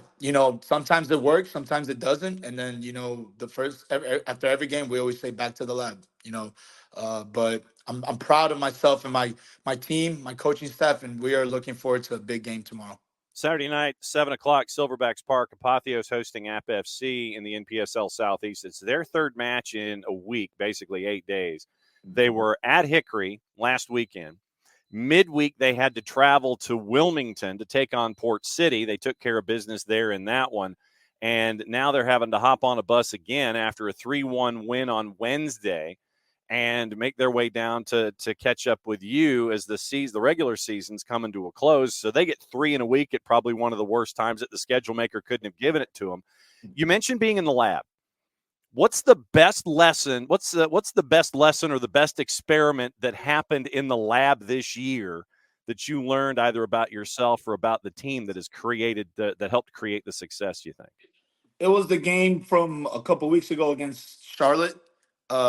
I think that was the game where we started off the game a little switched off, and I excuse me. I always tell myself and my team, everybody, that I do not want our. We work so hard. I sacrificed a lot for this game. I've given everything in my life to this game, that I don't want to be known as a coach or as a team that's switched off. That we start games switched off. That we're a team that can be taken advantage of in a split second. I don't want to be known as that. So that game against Charlotte, when we got scored on early, it's very hard. You want to be cool with everybody, but at the end of the day, I have a job to do. And when changes are made, I know some players may be mad, may be disappointed, but at the end of the day, what I got to look out for is the team. The bigger picture is the team. And when I remember going into halftime, with all due respect to all my boys, because they've given everything and made this possible for me. I remember talking to our coaches. I said, man, we got to make some changes because as of right now, what we're trying to do is not working. And then when we made those changes and came out into the second half and got 2 goals back, I think that showed that I'm not scared in doing what's best for the team. You know what I mean? And I remember being a player, and maybe there were times that, my coaches would make decisions about me, start me, bench me, whatever. I had a bad tendency of taking it personal, and I look back and say, Johnny, you got to learn from that, man. Maybe they had a reason for why they made decisions on you. And I look now into this picture, and when I'm talking to my players, it kind of brings me back to those moments, back, like even in my collegiate career. So, I think that was my favorite experience this year in terms of learning, improving, myself along with my coaching staff, proving who the type of coaches that we are, that we're not afraid to do what's best for the team. Jarrett for Jonathan Mercado as they get ready 1 versus 2 in the NPSL Southeast. Yeah, Coach, I wanted to ask about the midfield because you rotated a lot of guys this year. We've seen Yola Jones a lot. We've seen Miguel playing more of that spearhead in the midfield, Liam Vivian, but we've also seen like 4 or 5 of the guys through there. I wanted to ask about just the maturity and the chemistry they all have, and that you've been able to roll out different midfields, but guys have been on the same page. Guys have been locked in. They're being where they need to be. They're rotating. They're making selfless runs. How has that chemistry been developing through the years that you can plug in different guys and still get results? I love that you mentioned that, man. Our team is made up of, we have experienced veterans, not old guys, more guys just, they played collegiately, they've played in this league before, I'm talking in those terms. And we have a good mix of young heads on the team. And every practice, every week, I tell these guys, I go, for my veterans, you must be leaders and you must lead by example. For my young heads, I want you to never take your eye off the prize, your foot off the gas, and I want you to learn from these players around you. And every single game, I think it's very compatible, the type of players that we have, because we have guys that will go in, set the tone, lead by example, and then we have guys on the bench that are coming in young, hungry, and then I praise them because they've done their homework. I know they've seen these players train, the way they act, the maturity that they display, so that when they go into the field, they're not going into, we're not throwing them into the lines. Then I'm a coach that I give chances to my boys. It's up to them to take advantage of those opportunities. But I think we've set a good culture and a good environment where these guys step onto the field and it's not, oh no, these lights are looking a little bright right now, I don't know what's going on. I think it's more of, oh my gosh, I got Liam around me, I have Yolo around me, I have Miguel around me, I have Aaron up top, I have my defense that's secure. They're going into an environment that they know that they're not like content or safe, but they know that they're going to be able to play their soccer, play their football, but at the same time know that they got people around them that are going to advocate for them and have their back, if they lose the ball, or, when they make a good play, hey, well done. We got to keep this going. And I think as a young player, that is so golden, so gold, when you have veterans around you that support you in the good and in the bad.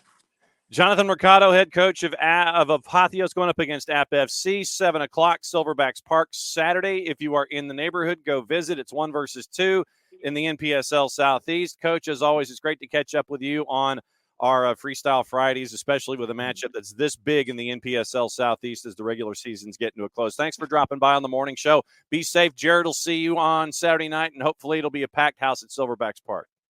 Excellent, guys. I can't wait. Appreciate everything. All right. Thanks, Coach. There goes Coach Mercado. And so, Jarrett, John, what has it been like for you to see Apotheos storm through the Southeast the way that, because you look at the standings, and it is 1 versus 2. It's a car crash in the top 4. It basically is. Yeah, it's a car crash. And to have this lay out the way that it is, Apotheos is at number 2. We know that App's defense is going to be what it's always going to be. It's always going to be suffocating at times, and they, along with Charlottetown, I think have the best goals allowed so far, both averaging 3/4 of a goal a match, 6 goals allowed in 8 matches played. Appa's on top right now at 20 points, 2.5 points a match. Apotheos right now at 17 points, 8 matches, 5 wins, 1 loss. That's the only difference right now is that Apotheos has the 1 loss. App does not. Charlottetown's at 16 points. Hickory's at 16. 865 with 8 matches played is at 13 points. So you've got 5 teams basically chasing after the 4 playoff spots. It's nuts. It is. And I think the interesting thing has been the growth in not just Apotheos, but the league this year. Like Apotheos changed a lot of things because you changed head coach.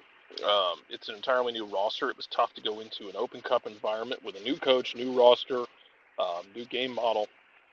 They played. We were there that night. They played Chattanooga Red Wolves to a 1-0 loss. Almost tied it up in like the 95th minute. Yep.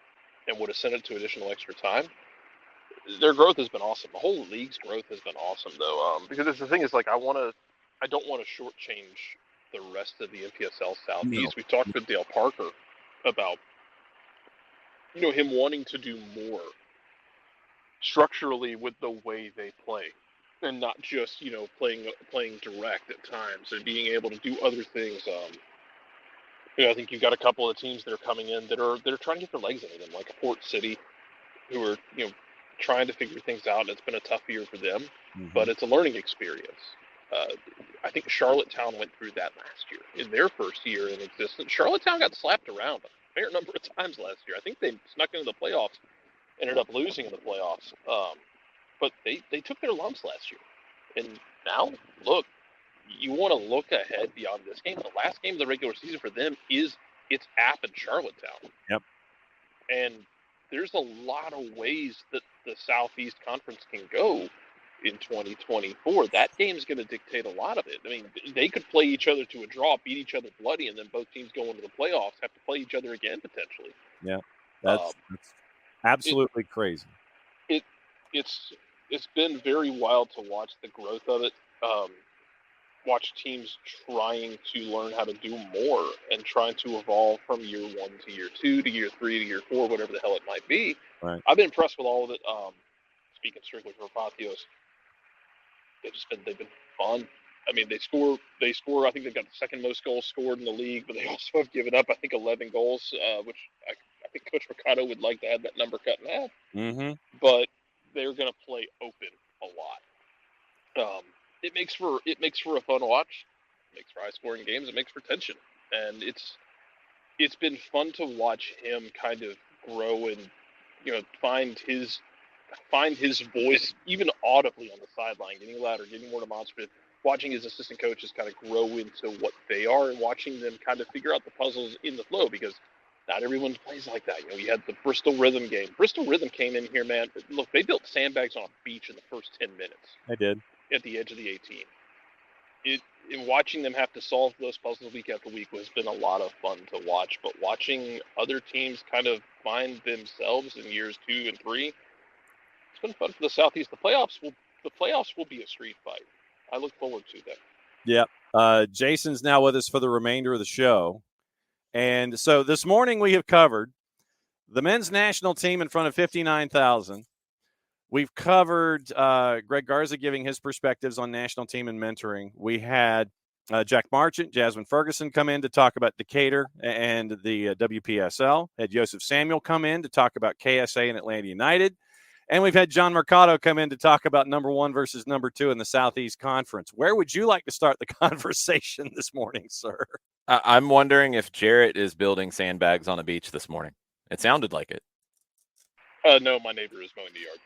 Oh, sounded like rain. I'm like, what is happening with Jarrett today? Well, that's also our other neighbor has a pool, and they've got the sprinkler thing going in the pool. No, that's all kinds of chaos around Jarrett Smith as usual. So what kind of like it? Yeah, I bet you do. So what part of the chaos do you want to start with, sir? Doesn't matter to me. Y'all call it. We'll start at the top of the order and go about the men's national team. Let's just say it was an interesting evening and go from there. Yeah, I mean, all the way around. I did 2 hours last night on 92.9 talking about it, and I felt like I was more worked up by the end of the 2 hours than I was going into it, because There's a lot of stuff in that 90 minutes. And look, I know everybody's going to have their own either narrative or agenda or whatever, and that's going to cloud how they feel about it. I try to go into these games, especially with the national team, because just so often I don't like the discourse around it. And it's not because of the players. It's not because of the coach. It's not because of anything. It's frankly because of social media. And it at times makes it not fun to talk about this team, which is not fair to the players. It's not fair to the coaches. It's not fair to the program. But it has gotten incredibly toxic and at times delusional. This is a game where, things go against you because of a player making a dumb mistake. There's just no way around it.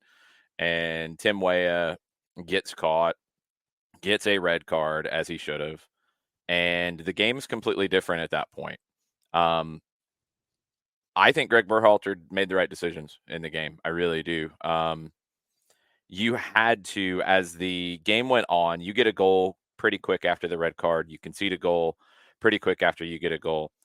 And as the first half went on, I think anybody who's watching it can tell you a couple things. Again, if you can put things to the side, if you can put social media noise to the side, if you can put influencers to the side, if you can put BS to the side, the way that game was turning was two ways. One, Panama was going to have more of the ball, and that wasn't necessarily a bad thing, by the way. The U.S. created better chances when Panama had more of the ball because they're not really built to do that. That's not how Panama typically plays because they don't typically play opponents 11v10, but they also don't typically play opponents where they have that heavy of an advantage. They had it because of the numerical advantage here. You're putting them in an unfamiliar position.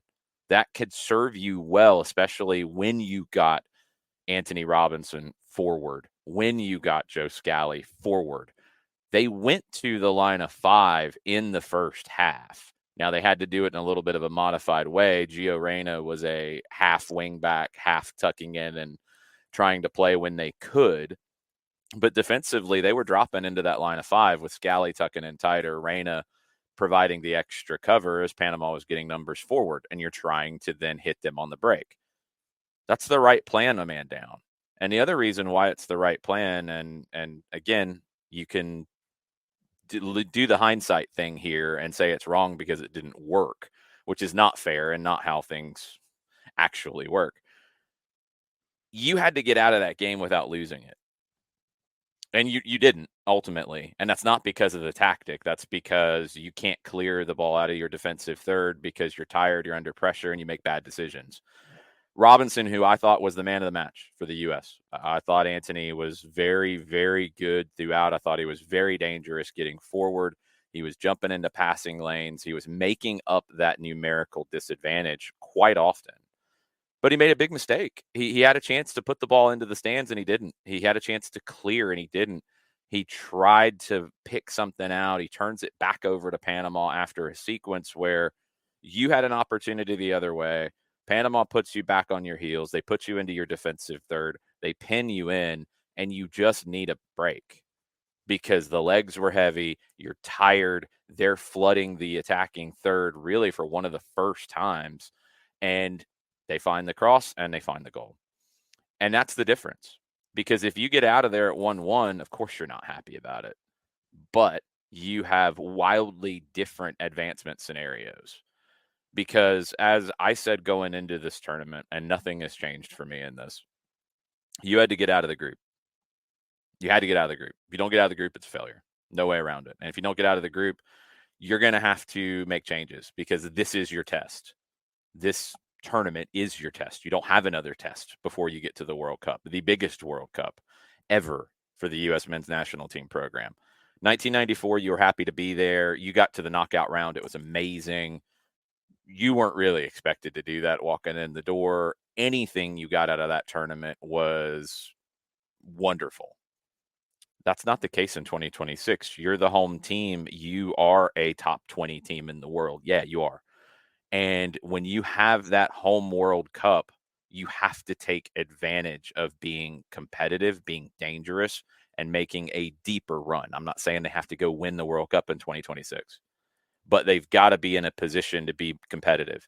And now, and I do not think you can blame, and I'm sure somebody has, but you cannot blame Tim Weah's red card on Greg Berhalter. You can't. But you're going to have to make a change if you don't get out of the group. I just don't think you can get through it if you don't get out of the group and keep him in place. Now, does that mean you make a good change? I don't know. I don't know who's going to be out there. I don't know who you're going to get. I don't know what happens. It creates chaos. But let's go back to where you were when you made tactical decisions in the game last night. If you get out of that with a 1-1 draw, you have a much better chance of advancing. By losing, you're in a spot now where you got to beat the most dangerous team in the tournament. I would say that even more than Argentina. I think Uruguay's looked better than Argentina in this tournament. And you might not be able to just beat them by a goal. You might have to, because you could easily see a scenario if you beat Uruguay here where goal difference comes into play between 3 teams on 6 points. And you might have to chase goals, even with a lead, because you're going to have to watch what Panama's doing against Bolivia. So it's all different because of that late goal you conceded. You wonder why you went more defensive beyond the idea that Panama's not comfortable having that much possession, because a draw gave you so many more outs going into your last game. Now, you got to go in and you got to win by 2, at least. And that's not going to be easy to do. It would be one of the, if not the best wins ever for a U.S. men's national team if you take care of business on Monday. And jobs are on the line, I think. Jarrett, for Jason, as we wrap up a week here on a Freestyle Friday, what's on your mind? Yeah, we talked about the same thing, that like, jobs are, it feels like jobs are on the line. And I think they have to be, even if it's not fair. I agree. I think they have to be. I think my question then becomes, who do you look for to this? And then I ask the question, the same kind of question you would ask about other federations that are insane, because there are many of them, of, I need somebody who's also crazy enough to take this job with all the toxicity that it carries right now, with the fan base, with, the chaos that is CONCACAF. That's just kind of, that comes standard. But just, I would be fascinated to see what kind of names you float around or you interview, just because it's such a chaotic and, at times, toxic thing to deal with this country's fan base, with the way everyone acts, the way everyone's been treated. It just feels messy. Yeah, I think it's different for the pool that you're potentially looking at here. You're not going to have to deal with as much of the CONCACAF-iness if you come in to take this, to basically take a contract through the World Cup, because you don't have to qualify. So, like, you'll have Nations League, you'll have a Gold Cup, but it's different. So I think that part's okay. The toxicity part of it, I don't know if you bring in a coach from outside the U.S., which is my hunch on where you'd have to look here. I don't know if they would notice it, feel it the same way. I don't know if they would care as much, because, I mean, sadly, and I hate that where things are. I hate some of the discourse around the national team. I mean, there's a reason why I very rarely tweet about the national team, because I just frankly don't want to deal with it. And I hate that that's where it is. I'd like to talk about it more. I'd like to, actually have meaningful, good conversations about these things, but you can't do that on social media, sadly. And then the national team is one of the worst topics on social media to try to have that in the soccer world. But this isn't purely a U.S. thing. I mean, you can look at a lot of different national teams worldwide, and you get these inane conversations about it. Sometimes because of results, sometimes because of a tactical decision, sometimes because just social media is what it is. Fan bases are what they are, and it gets wild. So internationally, I think is where you're going to have to look, because you're going to have to get a sure thing here. Think back to 94 and when you made the decision after the 90 World Cup, you weren't going to continue with Bob Gansler. You went and brought in Bora Milutinovic because you wanted to bring in somebody who could make the national team as competitive as possible for the home World Cup. I don't know if there's a Bora type of coach out there that would fit that. I'll give you a name here in just a second, but let me set it up just a little bit further. I think you need somebody who understands the World Cup, has been there before, has also been there in a sense of being a bit of an underdog, because that's what the U.S. is. I mean, I do think they're a top 20 team in the world. I think 10 to 20 is a crapshoot on the day as to where you are, but they're in that ballpark. This is a team that you get a good draw, which you will, because you'll be a seeded team. You can get out of the group easily. You can get into the knockouts and have favorable matchups, and you can make a deep run in this tournament. You need somebody who can navigate all that. And I will tell you to look at France, and I will tell you to look at the French women's national team coach, who has announced that he is stepping down after the Olympics coming up here in a few months. And he has been there and done that in World Cups before, Hervé Renard. I think when you're looking at somebody who can walk in the door and do what you need to do, that's the kind of person you're looking at, and he will be available in August. So that would not be a shock. I think we're past the days of looking for a coach who is going to set the agenda for soccer in the United States, who's going to affect the way that youth teams play. No. That's never going to happen anyway, and we don't need that anymore. You've got professional teams doing that. You've got a ton of professionally licensed coaches, licensed coaches doing these things around the country, and they've all got their own ideas, and that's just having a country the size of the United States. That's what it is. You need a coach for the national team who is going to go in and win. Flat out win. He's made a lot out of lesser teams in his career. And if you give him this team, you might be giving him his most talented team that he's ever had, and you're going to give him a home World Cup to do it. I think he's a big personality. I think he can handle all the noise and the stuff.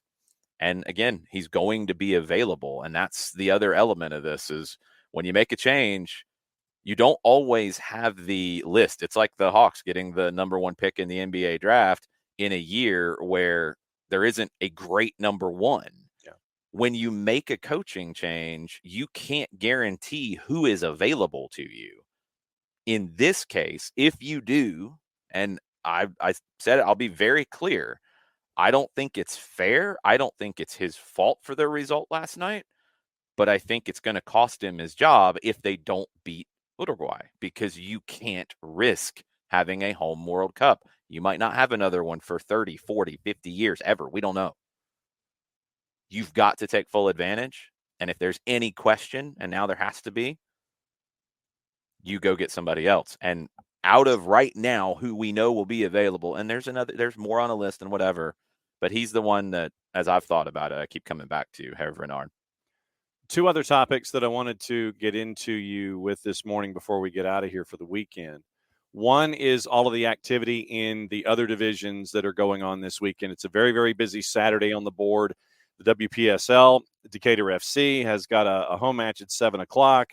Apotheos, Jarrett's going to be very busy, 1 versus 2 in the NPSL Southeast. You've got Georgia Impact that is chasing in the WPSL. You're busy on Sunday with UPSL. There's a lot of stuff going on this weekend in a lot of other divisions if you can't make it to Mercedes-Benz. And even if you can, there's a lot of other stuff going on. That's what's great about the game right now in this part of the country. And I know it's happening in other parts of the country, but look, we're a little biased because this is where we are. It's special.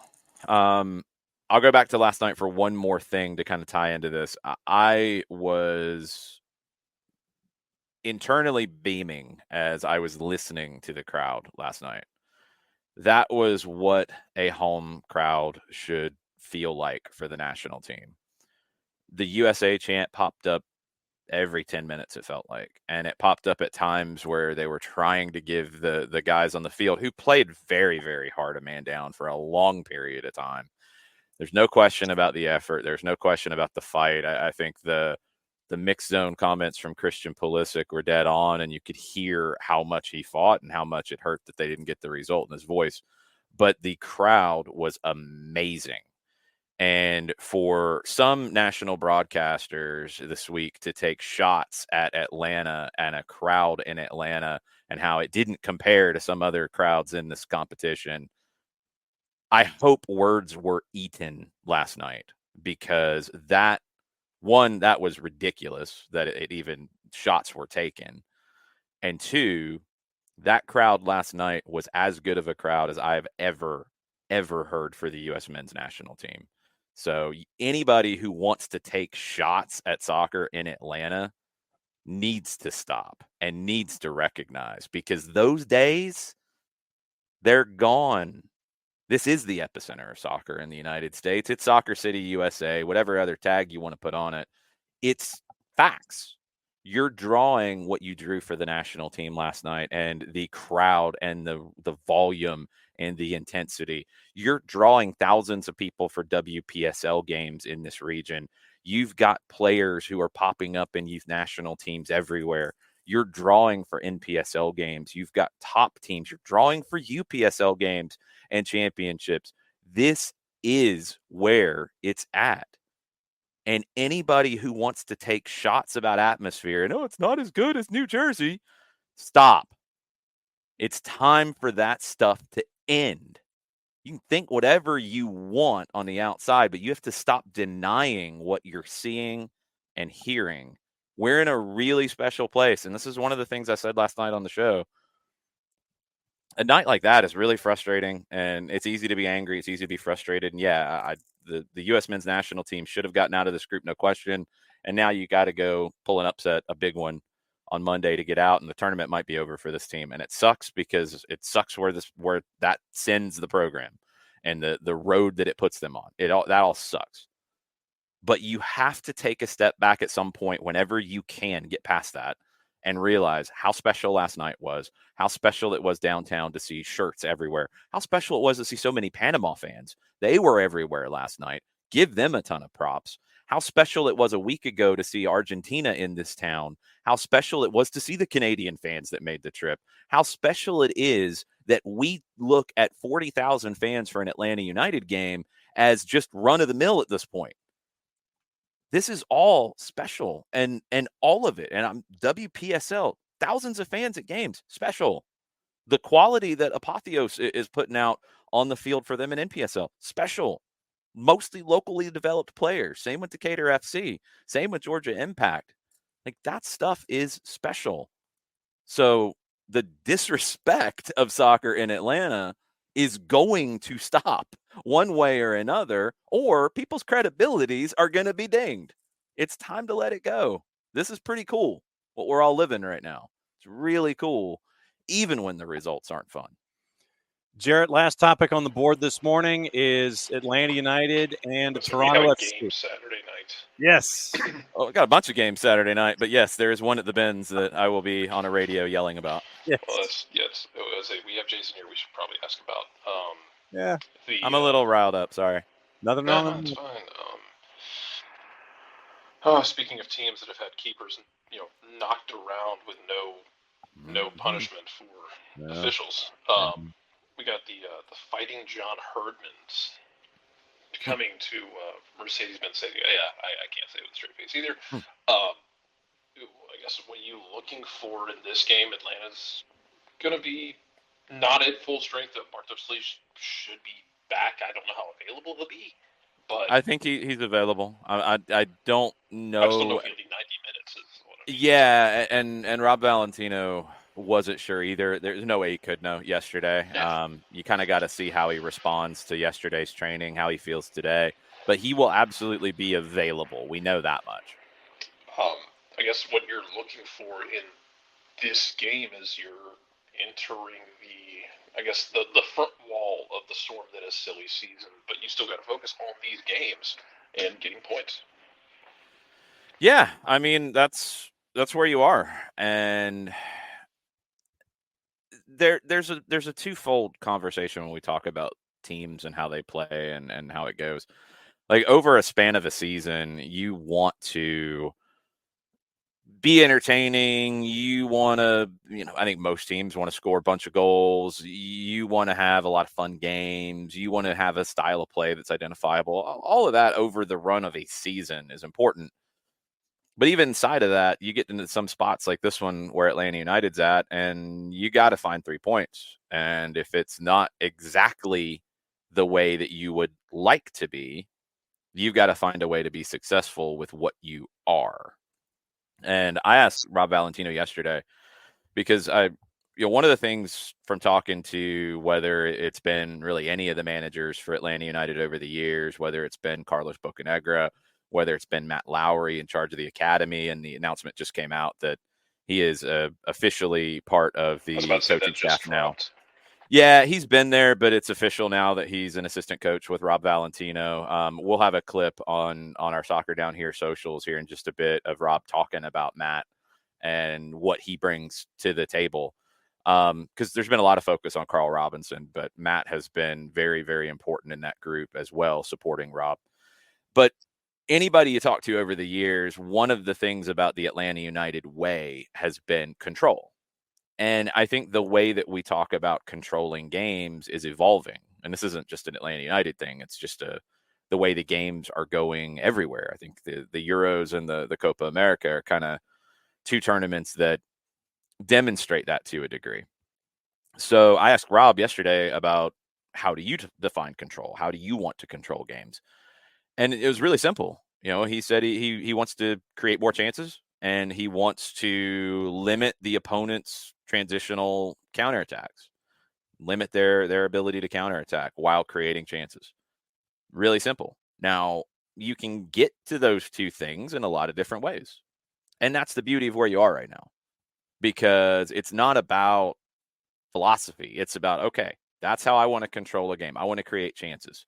Sometimes that's going to be from crosses. Sometimes that's going to be from more extended possession. Sometimes that's going to be from being vertical and going over the top if teams play a high line.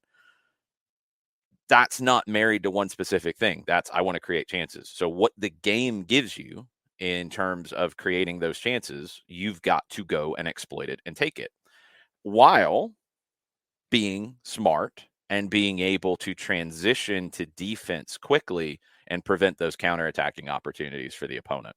So that's where you are right now. That's how you want to control these games. That's what's key against Toronto. Toronto, if we go back to the Frozen Tundra game from March, I think I've thawed out by now after that thing.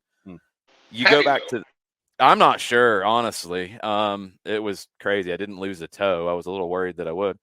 Toronto played a lot of man-to-man pressure in that game, and you have to expect that's going to be potentially in the cards for them here. They're missing some people. They do have their Italian dangerous duo, but they're missing some people. So they're going to have to find some ways to make that up. They might do it through some schemes and the scheming of man-to-man pressure at times. So you got to play through that. Sometimes that, again, might be vertical over the top, getting runs in behind to be able to do that, playing straight out of the back over the top as opposed to trying to build up the play. You have to adapt to what the opponent gives you. And I think Toronto will give you some things. And if they play high pressure man-to-man, I think you can pass through it, but you can also pass over it. You don't want to get one-dimensional. So I think looking at this game, those are the things you're looking at. And then the flip side is when transitions happen, you want to kill it off quickly, number one. And if you're connected and your team is compact, you'll be able to do that. Number two, you got to know where Bernardeschi and Insigne are in those moments. And I've always felt like the best way to deal with guys like that is not to man mark them. It's to deny the ball getting to them. Cut it off at the supply line. Don't let it get to them. And that comes back to killing those counters quickly. You've got to, if ball turns over, their center back has it, take away his passing options. Don't let him find the pass. Don't let him especially find the pass to Bernardeschi and Insigne. Make him go backwards. Make him reset. Those are the things you're looking for in this one. And, you're going to try to get down to those individual battles and win them. Thiago Almada, I know the rumor mill's spinning and flying, and there's going to be a lot of talk. I know, but he's trained all week. I don't think you're going to have a change before tomorrow. So you got to set him up to succeed in 1v1s and give him those opportunities to do what he did in DC. Got to win your battles all over the field, whether it's offensive or defensive. Broadcast plans for you, 92.9 the game on the weekend. For me, I actually don't have a broadcast today, which is good. What? I know my voice is hurting a little bit. We can find you one if you want. No, I'm good. I actually don't know if there is one in the regional area. I think we're pretty much off today, which is good.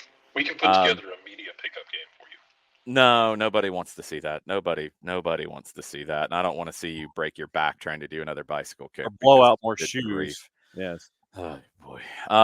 Tomorrow, 6:30 for the Five Strikes Countdown, 7:40 for kickoff on 92.9 The Game, the Odyssey app. You can listen on Apple TV, MLS Season Pass. It's usually the break after the anthem, so 7:35-ish, that the home team radio clicks in. You go to the audio menu, you choose home team radio.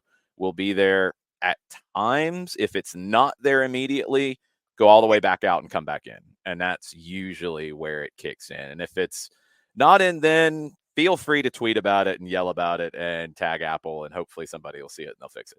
There you go. Sunday, UPSL Georgia Premier Division Final, Atlanta United, U19-ish. It's probably a U19/U17 group. They are playing KSA Pro Profile. Heard from Yosef Samuel earlier. That is a 7 o'clock start. I think we'll be on just a little bit before that. It's myself, Jessica Jarman, and Madison Cruz on the call for that from Shiloh High School in Snellville, GA. Yeah, so it's going to be a very, very busy weekend across the board. So let me see if I can recap what we had this morning. We had Bart on the USMNT. We had Greg Garza and Beyond Goals mentoring in the Friday free kick. We had Jack Marchant, Jazmin, Ferguson talking about Decatur FC and the matchup this weekend against Nashville as they're chasing after the top spot in the conference. We had Yosef Samuel talking about KSA and Atlanta United. We've had John Mercado come on talk about Apotheos and APFC, 1 versus 2 in the NPSL Southeast. That is at 7 o'clock Saturday with Jared on the call. Decatur FC is at 7 o'clock at Decatur High School. Gabe Schrey's on the call for that one. Mm-hmm. And so then there's the Atlanta United thing going on as well. The Atlanta United thing going on. Good job, John. Yeah, the Atlanta United thing going on. At the same time, 7 o'clock at Mercedes-Benz in front of a crowd of 40,000 of your friends, and then the UPSL on Sunday. So, yeah, nothing going on here in the SDH footprint at all. And then next week you get to go to New England and then Utah. Yes. Woo! Schedule compression. Yay. You get to pay your respects to the remnants of the Toby Keith's This Bar. I think it was Toby Keith's I Love This Bar. Get it correct. Show proper respect here. There were mafia connections in owning that establishment. That Toby Keith was not involved in those mafia connections. Don't get it wrong. No. But whoever his restaurateur franchisor was involved in those connections, and you can go read about that. It was also, and this is my favorite thing about it, this is one of our worst ever stops for food on a road trip. It was at Patriot Place. It was, we could walk to it from the hotel. We were hungry. It was lunch. And we find out later that this bar was the number 1 bar in the state of Massachusetts for being the last place that DUI people were, when they were arrested, when they were pulled over and they went to jail and they're asked, where were you last? Wow. It was Toby Keith's I Love This Bar. Wow. They were number 1 in the state of Massachusetts. I did not know that. Yeah, I was cracking up when I read that one, along with the potential alleged mafia connections. Well, and then once we do your research, people. I know. Then we get through Sunday, and we've got MLS is just the best. Yeah, for all the reasons, all the random reasons. Yeah. Then Monday, it's DFC and UFA at Oglethorpe, and don't you have an Atlanta soccer tonight after that one? Yeah, Monday. So it's Decatur and UFA. Depending on the results in WPSL, that game might decide the division champion. That's at Oglethorpe. That's at 7:00. And then Mad Max, Armageddon, U.S. men's national team, Uruguay, Panama, Bolivia. That kicks off at 9. You're counting And- on and peak Bielsa letdown. peak everything. Like peak CONCACAF, peak Oh my CONMEBOL After Dark, peak Bielsa, peak Bolivia. I'm expecting Marco Echeverry to come running in. Peak Panama. I mean, all of it will happen, and who knows where we end up. But when it's done, I've got an Atlanta Soccer Tonight show on 92.9 The Game and the Odyssey app where you can listen to me probably lose my mind for I don't know how long. Oh, I just want to see. I just need Bolivia to try and harness the magic of Costa Rica.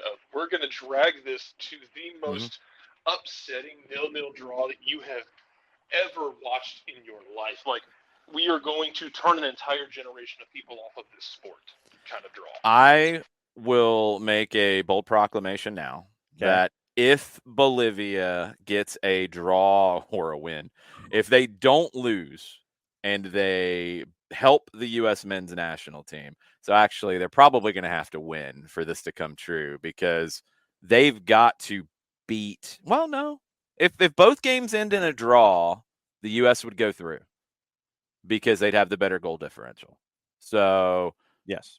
If Bolivia holds up their end of the bargain and helps the U.S. advance out of this group, I will find a Jaime Moreno Bolivia jersey and acquire it. That's going to happen. Okay. I might have to find somebody to make it for me because I don't know if there's going to be many Jaime Moreno Bolivia jerseys, but I will find one day. I feel like if you hang around Plaza long enough, like one might appear out of Hammerspace. Bolivia is not the most common you're going to find. Where did we get our Almirante Brown jerseys? Oh, Retro Zero Races? No, that's a whole separate place. Those are two different things. And the retros, they're going to have all the crazy Salvadoran jerseys for you, but not the Bolivian jerseys. Okay. I will accept a Marco Echeverry one if I have to do that as well. But if Bolivia can help the U.S. out, I will have a Bolivian jersey, preferably of Moreno or Echeverry. Okay, cool. All right, so we've got that on the board. The summer six-pack will be out later this afternoon. All of our USL review preview content. Just screaming again. Yeah. Championship, League 1, League 2, NPSL Southeast, WPSL Southeast, all that content's going to be out later this afternoon. And you got to come up with a new name for it because we've claimed the six-pack moniker. Okay. It's been stolen. The summer of soccerness, something like that. That's better. Yeah. The MLS six-pack has claimed your summer six-pack thing. Okay. So the summer content a go-go. Yes, and the MLS six-pack is available for your consumption as well. Typically, it'll be on Mondays. This week, it was a little bit later because Jess was coming back from Houston from watching Columbia. So that's available ahead of your MLS weekend. Yes, so the summer a go-go content and the MLS six-pack, they're on the network as well. That'll be out later this afternoon. We'll have a bunch of guests and things like that. So if you can make it to Mercedes-Benz, go. If you can make it to Apotheos, go. If you can make it to Decatur FC, go. If you can make it to Shiloh, go. Because this is where it's all happening when it comes to soccer right now. It's the summer of soccer, and we're enjoying every minute of it. Jason, thanks for dropping by. I know we kept you for an incredibly long period of time and tried to break down as many things as possible here on one of the biggest sprints we've ever had on a Friday. Ridiculousness. Yeah, it is. All right. So for Jarrett, for Jason, I'm just John. We'll be back in various points and fashions. And obviously we'll be back on Monday morning to talk about everything that happened at the weekend, get you ready for a very busy Monday and all that kind of stuff. So for all of them, play it safe, everybody. Enjoy what's going on. We will catch up with you sooner than you may think.